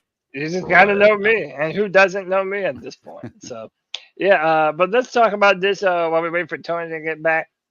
So listen, we've all been talking about how important the 2025 season is for former first-round pick J.C. Horn. We've talked about this a lot, but now it's starting to make its way into some of the bigger media people. Adam Rank at NFL.com actually had something to say about this. Or no, pardon me, Chris Trapasso of CBS Sports. He said, saying about J.C. Horn, when he's been able to stay on the field, Horn and his 6'1", 200-pound frame that comes with freaky explosiveness makes him one of the most capable young man-to-man boundary corners in football. It's just that the former first-round pick has hardly been able to stay on the field. With the Panthers hiring a brand new coaching staff ahead of the 2024 season, one with no ties to Horn, he enters a vital season for his future in Carolina because lockdown corners are hard to come by. If Horn stays off the injury list and excels, there's a chance to either sign an extension or get a lucrative new deal with the Panthers next March. If he again doesn't have a clean bill of health, there will be plenty of trade rumors before he enters the fifth-year option. Greg, CK, I'll pose the question to you. How important of a year is it for J.C. Horn in 2025? And do you agree with this assessment? If J.C. Horn stays healthy all this year and looks like the player that we've drafted him to be, would that be enough to warrant the Carolina Panthers reaching out to him and extending him with a brand new contract? Good, CK. I mean, I think if he balls out this year, it's. I don't know if it would be giving him a new contract. I think we run into another situation like we did with Josh Norman, where they're going to franchise tag and see if he can do it again. Whether he plays on a franchise tag, that's a completely different conversation to have. I don't think one really good year is going to be worthy of him holding out. So I don't think it's a necessary conundrum. Obviously, we picked up his fifth year, didn't we? Yes, I You believe said, right? so. Yeah. So he enters his fifth year. So after this year, he's still got to play for us. So I mean, we still probably have him for 2 years. If he balls out next year or this year, I don't know. I could see them offering him maybe like a 3-year deal or something like that, just to be able to get ahead of the curve. But I don't know that you make that choice after one good season. I agree with you 100% on this, CK. As much as I would like for him to work out and have a great season and us, lock down a corner, I agree with what's been going on and just his history in general. One good season or 1 season injury free doesn't do it for me to sign this guy to a big deal.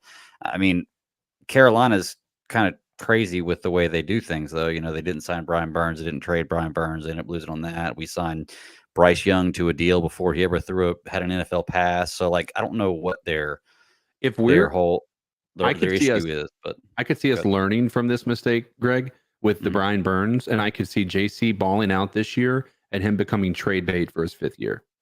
I think that's probably exactly the best option, to be honest. I mean, that could be. It depends on a couple of I think different factors. If our team takes a step in a really massive way in the right direction, and there's only a few pieces that you really feel like you're missing at that point in time, you hold on to a guy like JC Horn, right?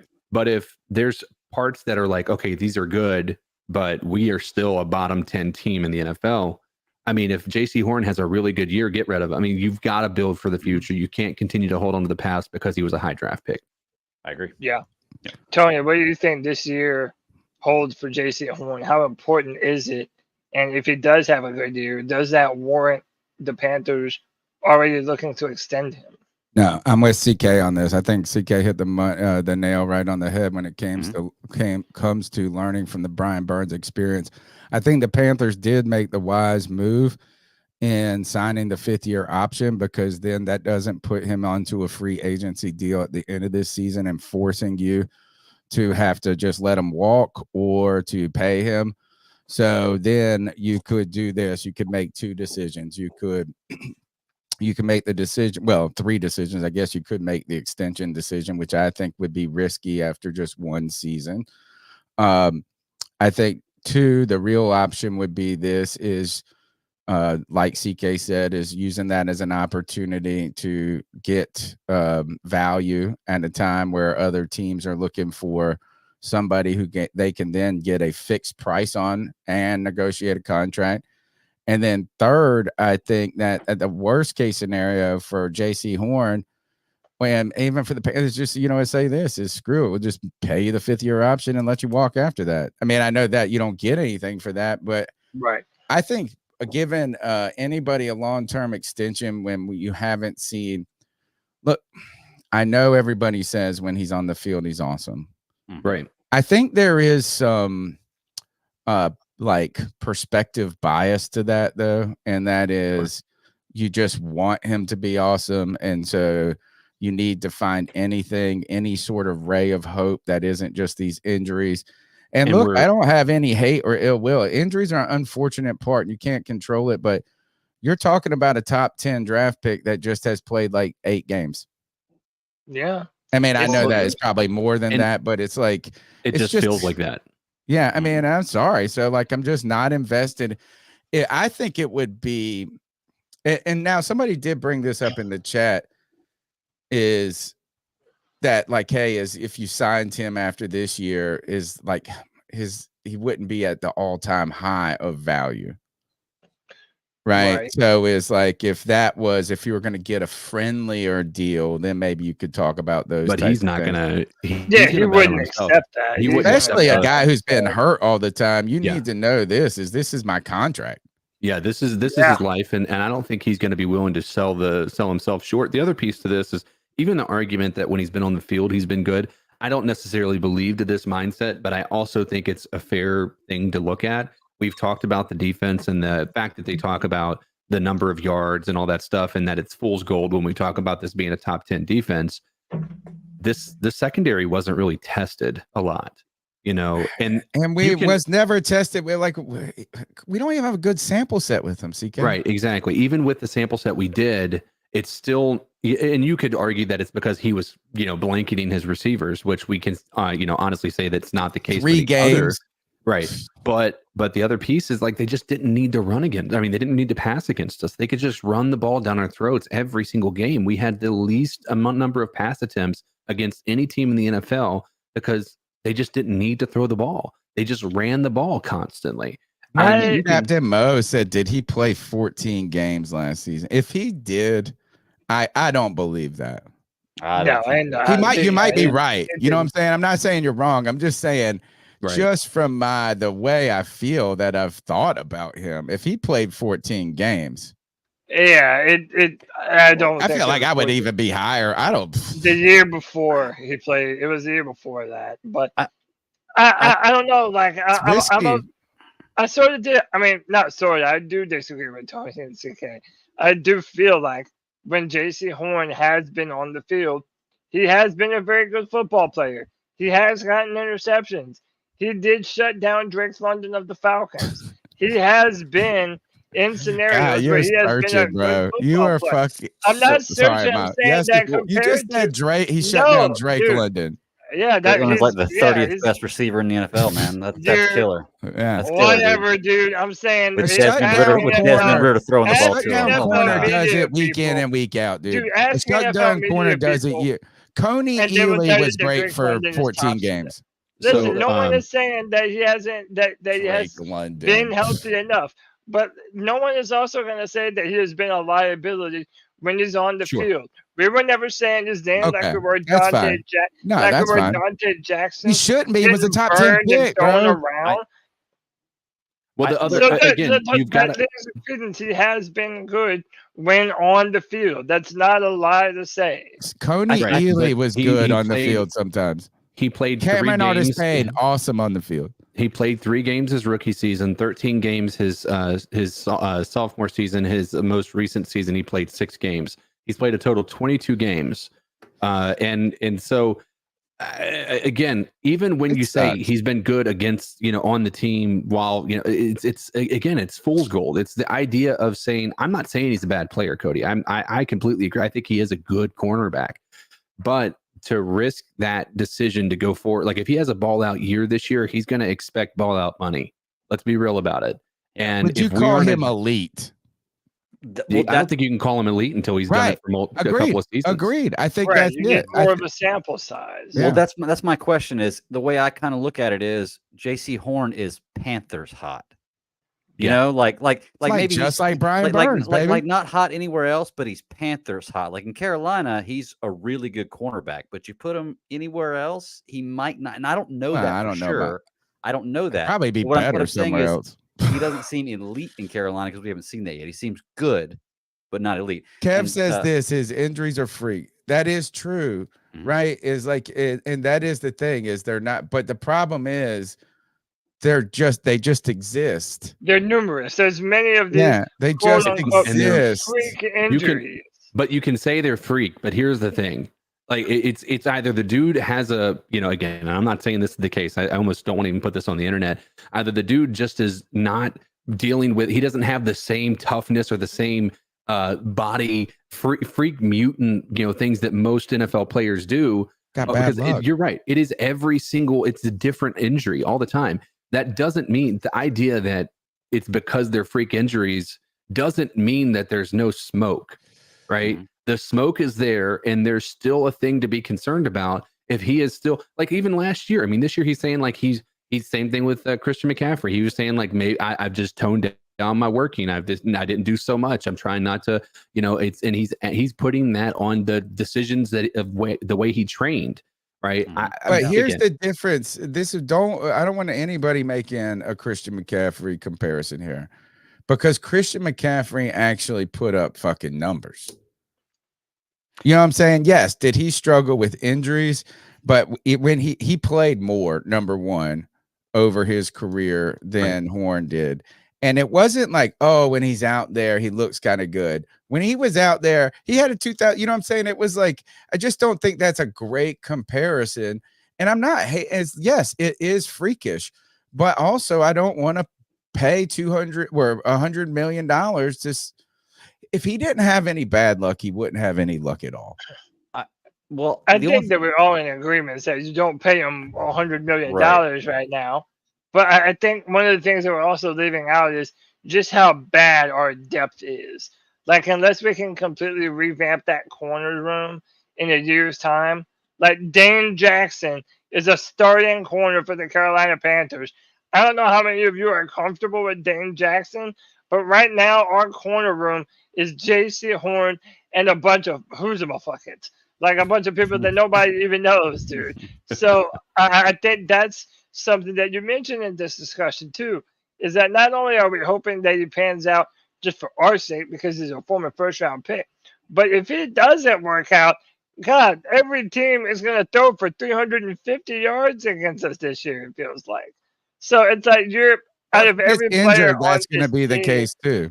Yeah, 100%. And if he doesn't stay healthy, then he's already looking like one of the biggest bust picks that we've made. But I do want to make one sort of false dichotomy that you're making there, Tony. The nature of what J.C. Horn does and Christian McCaffrey does are two different things. If you're a corner that's damn good at your job, you might never hear their name on the broadcast because they're not throwing at that corner's direction. They're intentionally staying away from him. Whereas a running back, you're force feeding him. They're constantly giving I'm just him saying, the look, opportunities. Everybody has seen this. Christian McCaffrey is a fucking top player in the NFL. I'm just saying, if JC was shutting down, you wouldn't necessarily hear about it. Yeah, if JC Horn is getting opportunities to be good as Christian McCaffrey did, maybe JC Horn could be that. Is what I'm saying. That's what Tony. I guess. I think we all agree with that. I'm not talking about but like what I'm talking about is when Christian McCaffrey was available for longer stints. Number one. True. And number two, he had some like top years. Can we also? So what you're trying to do is you're trying to but like it's like, oh well, look at these 3 games that J.C. Horn did, and he was a great player. Right. Christian McCaffrey actually had a larger sample set of success, and people were still making that argument of him being injury prone. And well, here's the thing, and we're leaving one specific thing out. Christian McCaffrey got his contract before he was considered injury prone. It wasn't until the year after that he started to have those statements come up, and the following 2 years. Excellent point. So he was an Iron Man for 3 years. Yeah. I agree. Yeah. So I mean, like all right. Look, we've said it. We always say this about JC Horn. People just already have declared him great, and that is fine, but he's just not been there. No, it's a big time year for him. What's next? So another one, and by the way, shout out to Dean Jones from catcrave.com putting out some great articles. But again, some of these Panther positions have made it into the mouths of more mainstream media members. And now they're talking about the Panthers moving on from Brian Burns and essentially the gamble that we're taking this year at the defensive end position. Adam Brandt from NFL.com wasn't entirely convinced, especially if the Panthers are expecting the former South Carolina star to fill the gaping pass rushing void left by Burns. However, the analysts seem to ease with Morgan's decision to transition from the team's significant investment around quarterback Bryce Young in pursuit of getting a genuine evaluation of the signal caller in 2024. He said, "You're not going to easily replace Brian Burns, who in his prime, with an 11th year veteran, especially when you consider Jadeveon Clowney isn't a player like Burns. There is some credibility gained when adding a player like Clowney, a former number 1 overall pick who's had at least 9 sacks in 2 of the last 3 seasons. The Panthers didn't pick an edge rusher in the draft, so they must think they're good when it comes to pass rush, or they're only going to worry about the offense this year, which I'm totally cool with." And Tony, I'm on record saying that if we have to have a down year on defense in order to get a proper evaluation year of Bryce Young, then to me it's worth it. I don't know how many Panther fans at this point in time could legitimately say that we would rather pay Brian Burns almost $30 million rather than use that money on Gabriel Lewis and Robert Hunt at the left guard and right guard position to be able to protect Bryce for the foreseeable future.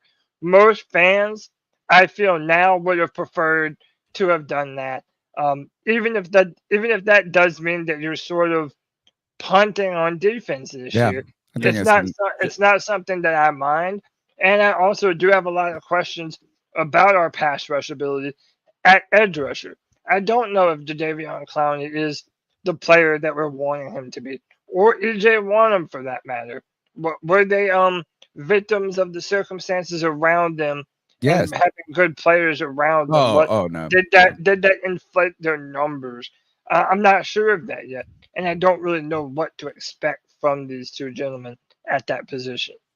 There's 2 things about the statement you just made there, Cody, that I want to comment on. One is that you've got to be honest with yourself if you're actually going to do this. If you're gonna throw away the defense and not worry about the defense, you're to actually evaluate Bryce Young, then you've got to evaluate Bryce Young, which means that if he does bad, we have to call it like we see it. We can't say, well, Bryce had this and this. If he plays bad, they need to call that and react upon Bryce actually playing bad. Also, if you have a really bad defense, that's going to affect Bryce's game too. If we're down by a lot, we're not going to be running the ball. You're going to be throwing the ball a lot more. And we know Bryce doesn't throw the ball deep very well. So you could be screwing him by doing this. I just feel like if you're going to do this, you have to follow through with it. If you're going to evaluate him, call it like it is at the end of the season.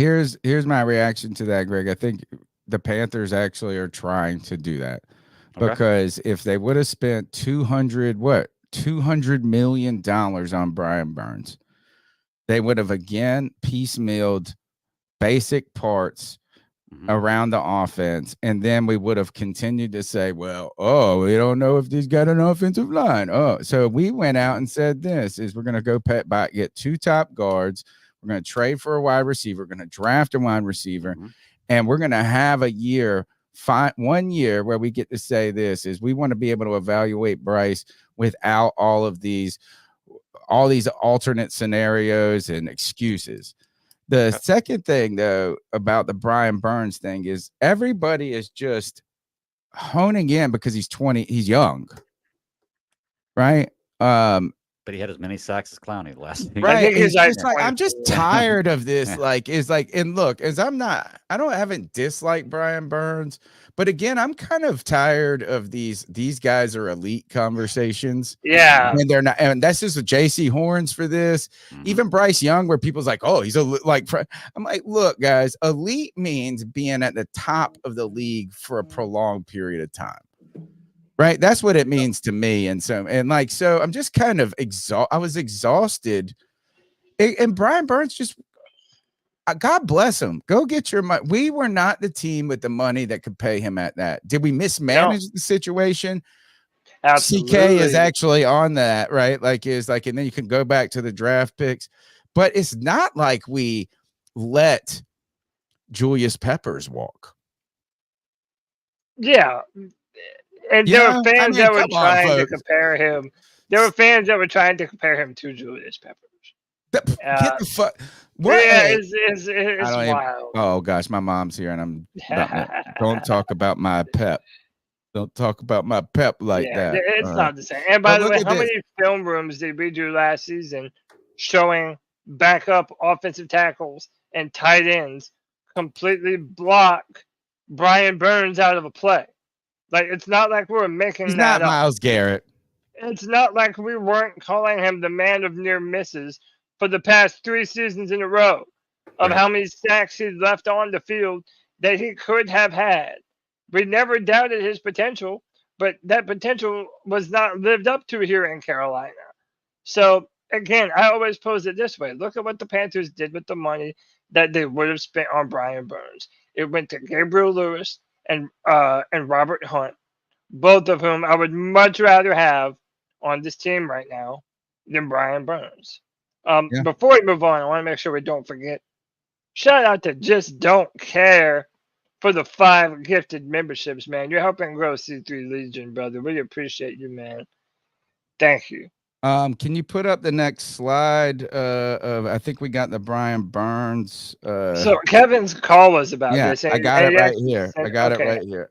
I'm gonna play it right Kevin's now. call, and then he sent me some pictures too. Yo, it's White Chocolate Espresso. Well, not much really to talk about. I sent Cody some prize picks pictures of the season and what the over and under is. I thought it'd be a cool topic to talk about. They got Bryce, they got XL, they got our running back, the rookie, I can't remember his name for some reason right now. And they also got a certain Giants edge rusher on there too, with a surprising over and under stat. Just give me your thoughts on that. And that's pretty much all I got. Cody sucks. Bye. I think this is just to wrap up the Brian Burns thing. Is his projected over under for sacks is 8.75. So like that's what the gambling world thinks the Giants Brian Burns. Yeah. I mean, literally, that is what they think. And you don't want to. I know if you put 11 sacks on somebody or 10, that's a big number, and you're starting to get gamble. But how about this? Is Hassan Reddick's probably 8.75? Oh, dude, I guarantee you he's more. And you're also considering that he's now playing on a line with Dexter Lawrence, who is a mauler. Now they have Kayvon Thibodeau. Oh, so I mean, that could help. It could help. I could see him getting 10 sacks, right? But and that was always the argument that people were saying that, like, oh, we didn't put enough around him. Oh, I'm tired of it. That's bullshit. We had Hassan Reddick and Derek Brown here, which would be just as good. Hassan Reddick had more sacks than Brian Burns that year. Yeah, and he should have went to the Pro Bowl over Brian Burns that season. Not hating on him, but that number right there to me doesn't scream $250 million. No. Y'all want to run through some of the other ones that Kev just sent real through? quick, yeah. Yeah, they got Bryce at 3,199.5 passing yards on the season, and they have him at 18.5 touchdowns. It's 1 touchdown a game with a 2 touchdown game mixed in there somewhere. So you would say more for that one? I mean, I'm not ready to take the under, right? If I was going to put, I would probably go more on maybe both of these, but I think the touchdowns actually, I mean, look, if he doesn't get 20 touchdowns this year. Didn't he have 12 last year? I know. Yeah, I understand. But we were also 2-15, Greg. We were 2-15, Greg. Like what I'm just saying. How about this? If he doesn't hit, I just said 1 touchdown a game is 17. If he doesn't hit 18.5, Carolina, we have a problem. Right. That's how I feel. If he doesn't hit 18.5, I don't want anybody who is defending him like they are coming at me next year if he doesn't throw 18.5 touchdowns next year. How about Greg? Which one of these stand on? Which number is more? Would you rather take here on the more yards or simply because Yak counts as yards for the quarterback? I'm going to go with more yards. Okay. We heard the 3,200, and if you're a bad team, you could, you're passing more and stuff like that. But CK, you have an opinion on this one? It's tough, ain't it? I'm more on these touchdowns, and not because I same. believe it's going to happen. If it doesn't happen, Carolina, we have a problem, like Cody said. Yeah. The only reason I want to shy away from this being more is not just entirely on Bryce. It's because I do feel like we're going to be a run heavy team.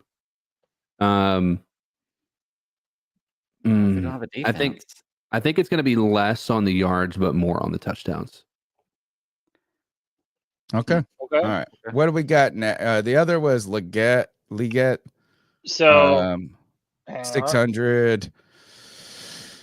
We have Jonathan Brooks I think at I'm going less here. 749.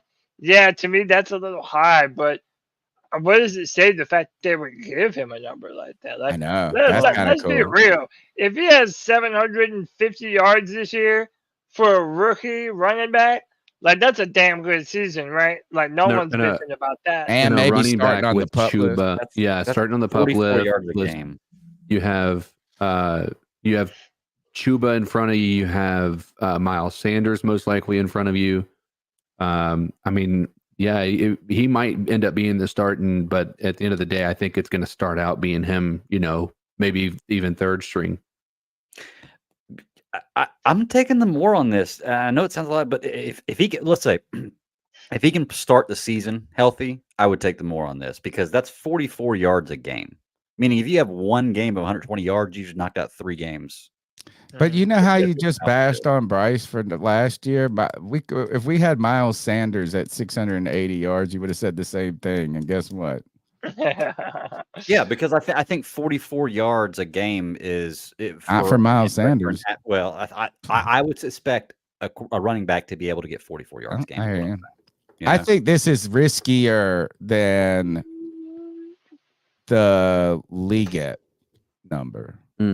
I think that number is real, though. I like what Cody said, though. Is like, why does that number exist? Yeah, like coming off of an ACL, and he's like probably he's a star, third on the depth chart. Yeah, it seems sort of weird to me. How about this one? Now, this one is interesting.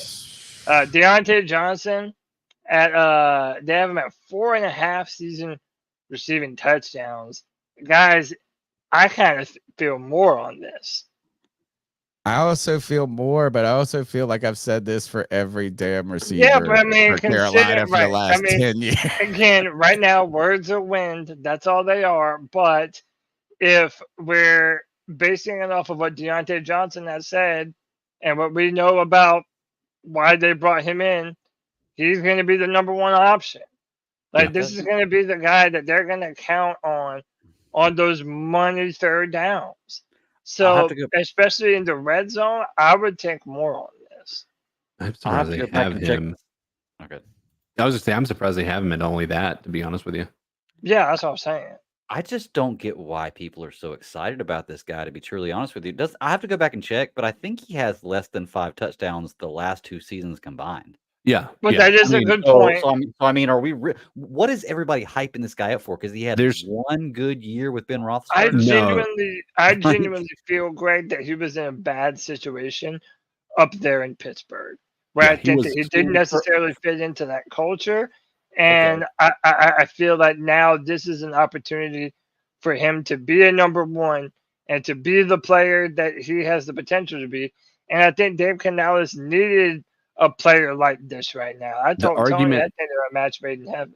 Well, yeah, and here's the other part, Greg, and I think this is valuable for anybody who was making the argument that Bryce wasn't getting open receivers. He's the number 1 wide receiver in the NFL when it comes to average separation from his cornerback, from his defender, which is going to be doing one of 2 things. Now, granted, here's the other part to this, Greg. His downside has been his inability to make big time catches when the ball was where it's supposed to be. So he had, he's like Ted Ginn, maybe not to that same extent. He can get open. He just has a hard time holding on to the ball in what I've seen. Now, this is going to open up a few things for anybody who, like myself, is putting, defense on Bryce Young for last year because he didn't have the receivers keeping him, able to actually get the ball out even before, pressure could get to him. If you have a wide receiver that is getting separation, there's no more excuses. So we're going to get a true. This year we're going to, and I know it's hard to say this because it's a first-year head coach, new offense, all of this. Brand new offensive line. There's a whole new aspect to this, but with what we've done on this offense, this is going to give you the most true and honest look at what Bryce Young is going to bring to the table. And if he does not come out and elevate this team, it's no longer something that can be defended. And you have to have a conversation of how we move into next season with him as the starter or him as a potential backup. But I guess my thing with him is with those two things you were just telling me, he had the most separation. Like for me, when I see a receiver that has like the most separation, that's awesome. But then he has those shitty numbers he put up. That's a bad sign. Also, keep in mind, called Kenny Pickett. Keep in mind, Kenny Pickett was throwing him the ball, and like Kevin said, only had one good year of Big Ben Roethlisberger. Right. Well, my other thing is, Cody, what you were saying about him not fitting in Pittsburgh. I'm sorry, y'all. Pittsburgh is a winning franchise with a culture. If you don't fit in there, I don't want you to come here. Are you serious? You don't fit in with a winning franchise that has morals and has Antonio Brown fit in there for a little bit. Yeah, I feel like that's for a little just bit. leaning too much on Mike Tomlin, though. As soon as he didn't Greg. fit in, they kicked him out. I think that's like leaning in on Mike Tomlin. I think the problem is that it was Kenny Pickett. They drafted a quarterback in the first round a few years ago, and now they have Justin Fields and Russell Wilson. So like they're kind of their strength is that they're just never terrible, but their offense is their offense has been horrendous. Has Bryce Young proven any more than Kenny Pickett? No. We're just hoping that we needed a guy. We needed a guy, Greg. That's right. One of the things I've said is that those three need each other right now.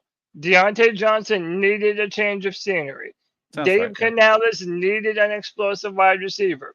Bryce Young needs a big-time year to impress people. And now he has a receiver that's looking to do that same thing and is the type of style that would really benefit Bryce. The type of receivers that he did have at Alabama, I think that it's a good thing. I'm optimistic about it, but I do hear what you're saying. He has a lot to prove. Nobody can rest on their laurels here. And to be fair, Kenny Pickett looked worse than Bryce Young did last year. Yeah, and Kenny Pickett's not even on the Steelers anymore. So what does that tell you? But the final numbers, and then we'll power through the rest of the show.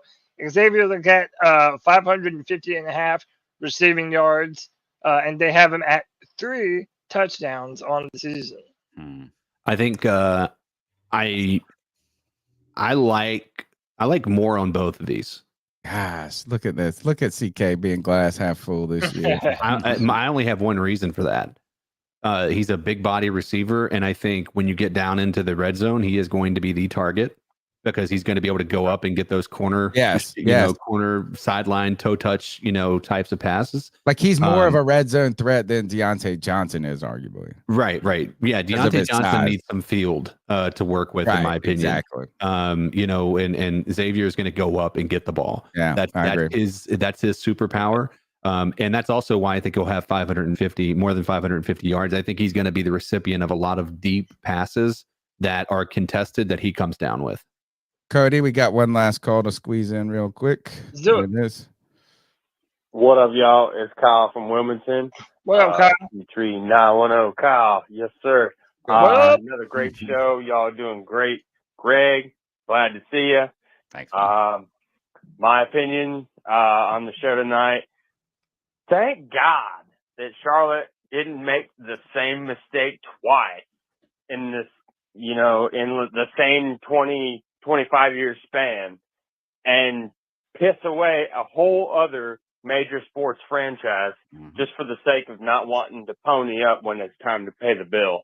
So, hats off to them. We don't have to talk about them moving the team anymore. Good shit. Let's go. Keep pounding. All right. Thank you for the call. call. Appreciate you, Kyle. All right. What's next? All right. Next up on the docket. So we know that Jadeveon Clowney has publicly said he's still trying to recruit Stephon Gilmore to be here in Carolina. Former Defensive Player of the Year. He's probably going to be a Hall of Famer. But we haven't heard anything of late on the Stephon Gilmore front. So then Mike K floated this out, and this tweet's from Panthers Breakdown on Twitter.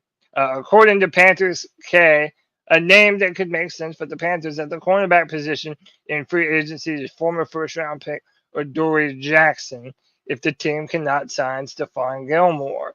And basically the question is, to all of you, is one, do you think that Gilmore is kind of a lost cause at this point? And is Adoree Jackson almost a more reasonable signing for cornerback depth than an older Stephon Gilmore, who is coming off of an ACL surgery? Gilmore's coming off an ACL? It's either ACL or an Achilles. Oh, wow. I think it's an Achilles. Either are terrible. Yeah, it's one of those. Pardon me for not knowing which, but yeah, he's coming off of an injury and he's a little bit older. Adoree Jackson, we talked about this on Friday as well. Pickle brought to my attention that Adoree also has something of an injury history, but he's played well in recent years. So what do you think? Is Adoree Jackson at this point in time a more likely signing than Stephon Gilmore, or would you prefer to hold out a little longer for Stephon Gilmore, who, by the way, probably would want more money than Adoree Jackson would? Gilmore's coming off of a torn labrum. I knew it was something torn, dude. And that was on the last game of the season. ACL, labrum, all the same thing. I wish I had a bet. I don't really have a good opinion on this. It just seems like this. I feel like this is Gilmore. You're going to get a 1 year. You know what you're getting. You're getting a mercenary. Adoree Jackson, maybe you could get for a little cheaper, but you're going to have to sign him to a 2 or 3 year deal or something. Right. I think Gilmore is probably looking for a similar contract to what we gave Jadeveon Clowney. I don't think he's looking for the 1 year deal. I think he's looking for I need some stability. You know what I mean? I think that, especially coming off of an injury, I think that he's going to be, I think that we could be in for a hometown discount just for the simple fact that it is a little bit more convenient for him, but that's only in the event that he gets more than 1 year. Yeah, I don't necessarily know that is true too. I've also heard rumors that the Packers could be interested, who made the playoffs last year. Again, you're talking about someone who's on the back nine of his career. So you probably, in my mind, you would have to give him some years and you have to pay him a good bit of money to come here and choose us over another contender. I guess my question is Stephon Gilmore at this juncture worth the extra amount of dollars that we would be paying him versus an Adoree Jackson, who, by the way, that same tweet mentions that Adoree is sort of in a prove it year. So he would come here basically looking to prove himself, whereas Gilmore has a past pedigree and can say, hey, you're going to pay me based off of that pedigree, and you're paying me to essentially retire there. I'm not a fan of using our past history as a reason not to move forward with a specific player.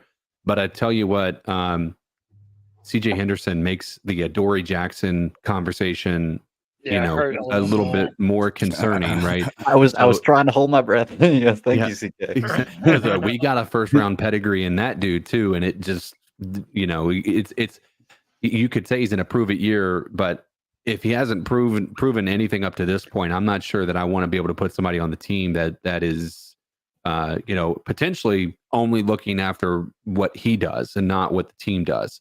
I think Stephon Gilmore is an ultimate pro. I think that he is a team player. I think he brings a certain leadership that is necessary for a team that's lacking that in the defensive back room. Even if you want to argue that J.C. Horn can take the lead there, J.C. Horn doesn't seem like a pretty vocal guy in my mind. Not that Stephon Gilmore does either, but people are going to be willing to pick his brain and understand what what he sees when he looks at different, things and what have you. So I still lean towards Gilmore, even though I feel like Adoree Jackson may have a higher potential upside. But right now, it's just I'm too snake bitten because of the whole CJ Henderson thing to want to go after Adoree. Yeah, that was going to be my point that I leaned into exactly right there, CK. I'm glad you Sorry. mentioned that. No. I'm glad you brought it up because but the thing is, Cody, you say he's in a prove it year on the back end of his career. Is it prove it year that he's still got it, or prove it that he's worth being a good cornerback? Because if he's in a prove it year towards the end of his career, I'm definitely taking the guy who's already proven it, Stephon Gilmore. Yeah, he's in a prove it year towards the end of his career, trying to prove that he's worth a bigger second having contract. a career. He's worth Right, having a career. He's at the end of his rookie he just finished his rookie He's not contract. at the end of his career. It's just trying to figure out if he's CJ Henderson or not. Gotcha. Okay, well, I mean, he's trying to figure out if he can be a long-term shutdown corner. And he's oh god. Yeah, because he has been good, but he's had some injury issues. And then when he does play, he is good out there on the field for them. And he had some good play over there with the Giants as well. I'm also looking at this as like an alternative. I'm sure that the sexier name is Stephon Gilmore. But I'm also willing to say I'm more than happy with Adoree Jackson as a consolation prize. Because I tell you what, I would rather have Adoree Jackson than Dane Jackson across from him. I don't fucking know who Dane is. I don't know. I know who Adoree is. Yeah, but that's just name recognition. No, I mean, but like I know, guy he's had good play before though. If the money is right, as somebody said in the Daniel, if the money is right, you have a choice between Adoree and Stephon Gilmore. You're taking Stephon Gilmore. Would that be an accurate statement? Yeah, if I had to choose between the two of them, I would. Right. I would So, take but Adoree Jackson is the consolation prize in the event Stephon Gilmore is no longer an option. Yes. I think we all agree with that. I don't think anybody here would say we're going to turn away an Adoree Jackson on a cheap deal just for the sake of being able to potentially have a guy in the future or even somebody who can improve this defense if he is able to prove it. But it's better than the alternative of moving forward with what we got, because what we have is such a skeleton crew, just similar to our defensive line that or our edge position, that I think that it's worthy of the risk at this point. There's no downside in doing it. There's only upside potential. Yeah, I agree. 1,000%.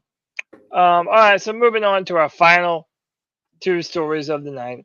Let's just skip this talk. one. Panthers at the bottom of the barrel. I mean, what are we going to even talk about on this one? I mean, this one was an easy one.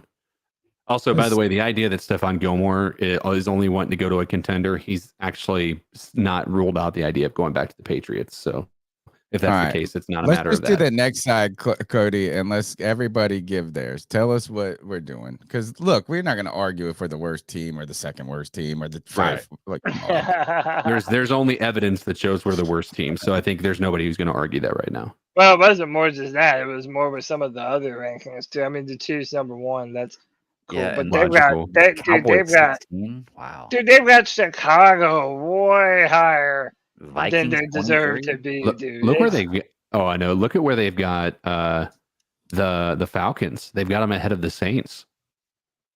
Yeah, I think the right now I think the Falcons are the media darlings of the they're always the media darlings. But they're actually better with Kirk Cousins. They have a better quarterback than the Saints do. Sure, but they have a brand new coach, a better quarterback than the Saints do. So away, and you have a quarterback that's coming off of an Achilles injury. So I mean, I still think that it's worthy of Derek Carr. But the quarterback coming off the Achilles injury was like MVP candidate last year before the Achilles injury. So let's and they also drafted where they have the Jets in that. Oh, good question. Hang on. Yeah. Jets are 25th. Wow. So you want to talk about the fact that they're at 25 and the Falcons are at 19, and with a Hall of Fame quarterback with a defensive, stalwart. Yeah.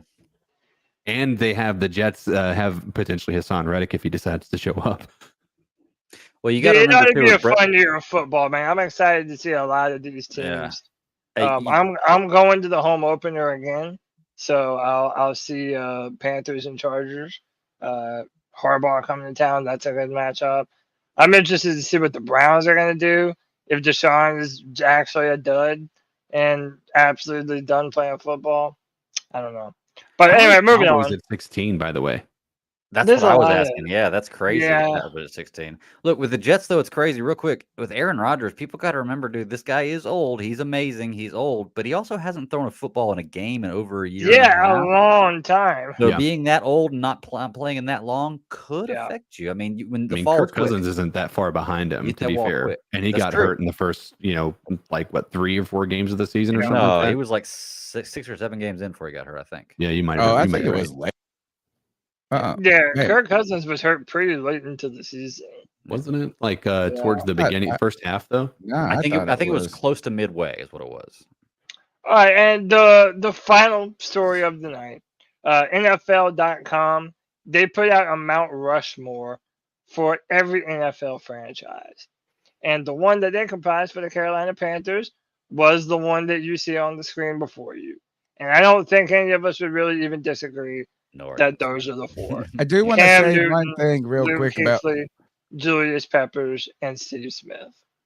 I watched this video of Luke Kuechly the other day, and it was just like, knows how good was this motherfucker? I know, man. I mean, like it was I know almost what like he video you're was talking so about, good. dude. We didn't even realize how good he was. Like we knew he was great, but it was just like this guy. So yeah, I'm not arguing with these players. So this is inspired by Kev, this question. He said, what would be everybody's tier 2? Oh, like these guys are a foregone conclusion. I got mine. But who are Cameron the Otis next Payne, guys? Jameer God. Bird. Jameer Bird. No. All right. Ted Ginn Jr. Yeah, let's all do ours. All right. Okay. I can tell you mine right now is gonna be, and it's gonna be crazy. Jake Delhomme. Yep. I'm gonna put Greg Olson. Okay. I'm gonna put Sam Mills. And honestly, as much as I hate saying it, I gotta put John Casey on there. Okay. You I'm know? gonna I think That's I'll a go good second. list, Greg. I think I'll go second. Freaking list. I'll say Greg Olson. I'll say Thomas Davis Sr. Okay. Oh, good. Yeah. I will say Jonathan Stewart. Okay. And oh man, the last one. Oh, I'm gonna go controversial. No, I'll say Jay Delhomme. A lot, man. I'll say Jay Delhomme. I think you have to add Jay Delhomme to that next tier. Yeah. CK, you want to go or me? Yeah, I'll go. I'm gonna go Jordan Gross. Okay. Another one I forgot. Nice. Damn. Dan Morgan. I'm gonna go, and I'm just trying to be a little different than everybody else, so bear with me. I'm just trying to figure out what I would put up there. I would put this is gonna be controversial. I'd put Christian McCaffrey up there. Okay. And I would put it's got to be Greg. I know somebody already said Greg, but I've got to put Greg up there. No, it's like, how can I? All right, so that's a great list. First, I'm like, how can I leave off Greg Olson, Jordan Gross, and John Casey? Right, and like Moose those and to me. Muhammad. It's like, but I'm gonna go Moose, Jake, Greg Olson, and Charles Johnson. Big that's a good Okay. one, man. Okay. Here are notable men. Like, I mean, look, Jordan Gross should be up there. John Casey should be up there. Ryan Khalil. No, Sam. I wouldn't put him up there. I wouldn't put him up there. Put Ryan Khalil I would up put there. Chris Jenkins up there. What about Wesley Walls? Yeah. What about Or, Green? What about D'Angelo Williams, bro? Had like the most 70-yard touchdown runs, like out of anybody in the NFL or something like this. Like, there How about were my some. dog, Mikey Tolbert, baby. Let's go. Stephen Davis. I think, Stephen baby. Davis, right? I mean, like, He said, I no. agree. Yeah. And I'm glad that nobody's pushing back on this. I thought I was going to have a lot of people fighting on the CMC thing. Like, I thought that was going to be like, how are you putting him above? Nah, he's like D'Angelo one of the Williams? greatest. But yeah, I mean, he did it long. Stephen Davis had a fucking incredible year for the Panthers in 03. Just from Oh gosh, my straight mom's up, still here and I'm still dropping the F-bomb. Dang it. just from a straight up Chris Gamble, another good name. Yeah. Mike Minter, another good name. Yeah. So the reason, and I think it's important that I bring this up. Sorry, I was expecting so much more pushback, so I have to say this because my mind already came up with it.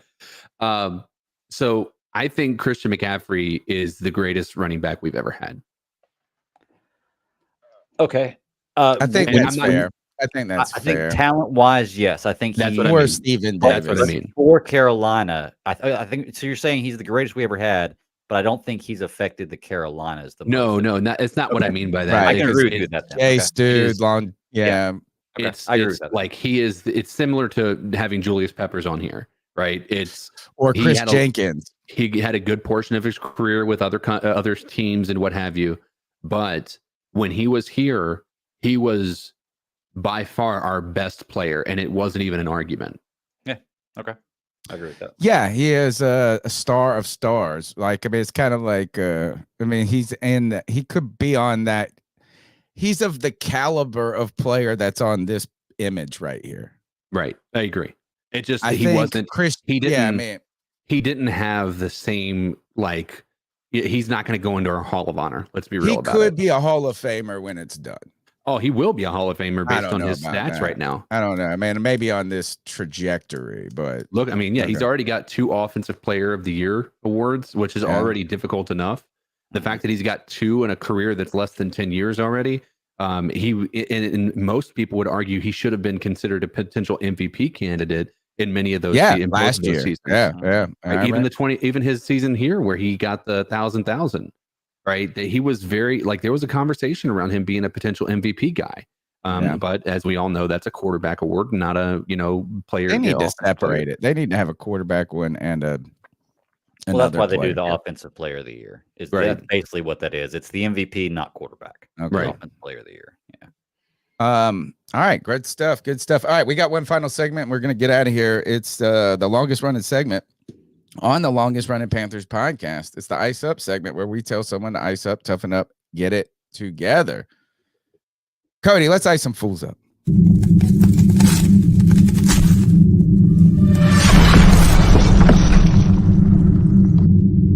Ice up, son. Ice up. Like we said, longest running segment on the longest running Panthers podcast. It's our moment that we can step outside of football. We can stay in football. We can go at 12-year-olds in Oklahoma, which I have done before. It's where we tell someone to ice up, toughen up, to get it together. It's our homage to Steve Smith. Cody Lack, I've got 2, and that's it tonight. I have 5. Oh, God. I don't have to do all 5. I can do of course. I can narrow it down to the best. CK's going to be like, I'm going -1 now because of that. CK, you got one for us tonight? You guys go ahead. Oh, God. Greg, you got one? I do. It's not. I sent it in the Twitter chat. If Cody wants to pull it up, it's the latest one. So. Cody, you go first, and then we'll just ping pong. Mine are short and easy tonight. Mine's pretty short. Yeah, good. And to be fair, mine's not really even an ice up. It's just pretty funny, and I think y'all should see it. Which is kind of like part of our segment is like people dying on the internet. Yeah. Sorry, Mom. Oh, I've seen this. This is the best way to stop a robbery right here. This is staged. It's got to be staged. Yeah, it looks staged, but it's he takes takes his phone right out of his pocket. Yeah, it looks staged, but I thought it was funny when I saw it. It made me laugh too. Ty, you go first. All right. So my central ice up pick. Like, this is real. Like, where I don't know if it's real. I hope it's real. Like, this would make me. This was on, and it can't be real because they didn't retweet it, right? Like, so I feel like this is created, but it's a Kyler Murray tweet that says, "I was richly blessed to play with the GOAT at Larry Fitzgerald my rookie year. Miss you, Larry Fitzgerald." And then in the comments, Larry Fitzgerald says, "Thanks, Kyler. I think that's actually Brittany Griner." And I just do that on purpose? I don't believe this is real because you see how it's like a screenshot. Yeah. I just hope it's real. Right. This is what they call apocryphal. If it didn't happen, it should have. You know what I'm saying? It's like that just made my life better. All right. We won't watch this one. That man, watch that boat video. All right. This is my second ice up pick. This girl goes from crowd surfing to retribution here. So I'm not gonna play the sound. So she Oh, she's gonna have to ice up tomorrow. Actually, I guarantee you, he probably lost his job for that. You should. Oh, those are my ice up picks. She's literally gonna have to ice up. Yeah, literally. All right, so I have a couple. Again, I don't have to do all of them, but I just compile them as the week goes on. So this woman is getting her lips injected and done.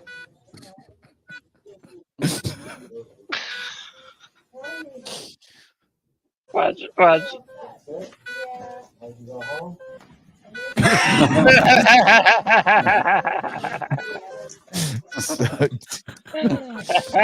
So stupid, dude. Oh man. Oh, the internet always wins, dude. It does. Oh, the internet is undefeated. So ice up. Why you would do that to your face, I will never know. But ice up to this woman who is like the tweet says when the robot malfunctions live on TV. Rate. Explain that to us and why we need to look at that. Absolutely. Well, we have we're in a very good position to talk about what's going on in the job market. This has got to be like one of those filters. What is with her, dude? This could be Joe Biden days, areas of growth. We also work with staffing firms, and they're kind of the. That's definitely a filter. Look at the way that it's rising. I think that's 100% a filter. But that's hysterical. That is hysterical. The rest of them are kind of long. I'll do one real quick. I'll do one real quick. Do another one. I'll see if I can. Because of, and this is mine. It's just a general statement. I'm assuming Greg's probably going to be on my side with this. Clearly, the chat here, because it's the one that kind of triggered it for me. Yep. Light. It's hard to say, isn't it? Light is the most garbage. And the funny thing is, it's being pegged. If you do not like Acolyte, you are the problem with society. That's what they're arguing this. It is the most poorly written, horrible pieces of garbage, lore-breaking pieces of garbage that I've ever even attempted to watch. It is absolutely hysterical how bad Disney has destroyed this entire franchise of Star Wars. It is just unreal, and they've just taken it to a step that is just too far. This series is an absolute trash can of a series. It is the worst thing that I've ever seen, and Disney's put out some bad stuff lately. This is the worst thing I've seen them put out. And the argument is from the lead actress, from many of the people, if you don't like it, you're a bigot. Yep. That's what the argument has been. It is an absolute travesty and to spit in the face to all the Star Wars fans who have been there from the very beginning. It's just hot garbage, and I think Disney is going to have a major regret with how they've handled this Star Wars franchise in the next decade. It's going to be absolutely just mind-boggling how bad it's going to be. Have you guys seen the Star Wars the South Park episode where they make fun of Susan Wojcicki, the chick that's in charge? It's like, put a chick in it, make her lame and gay. And like, there's a new Bambi movie, and it's like, put a chick in it and make her lame and gay. Like, that's their plan now. CK, I wanted to add one point to that, and I'm not going to go heavy on this, but the logic in what you were saying right there, and that people don't see, it's you say you're not focusing on putting this stuff in, but the second somebody doesn't like it, they're a bigot. Well, if you're not putting this stuff in, why are they a bigot? Why can't they just not like it? You know what I mean? It does. Those two comments don't make sense. So we're not doing this, but if you don't like it, you're a bigot. It's like, I don't know. I mean, they're abandoning the entire franchise. Like, it's just, if you want to create a new story, but don't use Star Wars to try to build up the reason that you wanted to write this or or what have you. I'm fine. Like I said, it's my mindset is create something original. If you want to do that, then do that. But don't do it on the body of the people that have been there before you with Star Wars and who have made that entire franchise incredible. There's obviously they've had some doozies, but at the end of the day, that's a franchise that's honored its lore for the majority of its existence. And the fact that they just continue to spit on that is just despicable. Yeah. I do have one final ice up very, very fast. This dude is on the side of a road and a truck passes by him. And there's like cattle in the truck. Watch Buddy. Watch what happens to him. Oh, dude. Oh no. Or is that pee or poop or both? No, that was crap. Oh, poor guy. Damn. Poor guy. Oh, dude was just sitting there. Just minding his own business. Watch the truck. Oh, dude. It's like they tried to do it. They spit off his face. It's like they were slowing down, just like, all right, I know one of these guys is about to just go straight hard onto this dude. Oh, dude. Actually, I lied. I have one more. And it's also very fast. Yeah,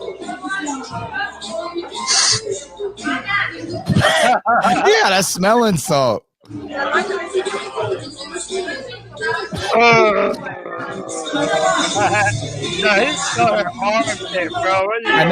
know, but it's like a smelling salt of life. Yeah, so to whatever that girl. 2 gross ones to finish it up. Yeah, I don't know. I'm way better at watching people almost die than get pooped on by cows. Dude, sometimes you need that in your life, man. Don't get shit on. You know, all right. Ice up to those people, and ice up to women who don't use underarm deodorant. All right. That's the C3 Panthers podcast brought to you by CarolinaCatChronicles.com. We're here every Tuesday night and Friday free for all. And Friday, Cody Lack, take us out of here, my friend. C3 Nation. Until this Friday at 7 p.m., keep pounding.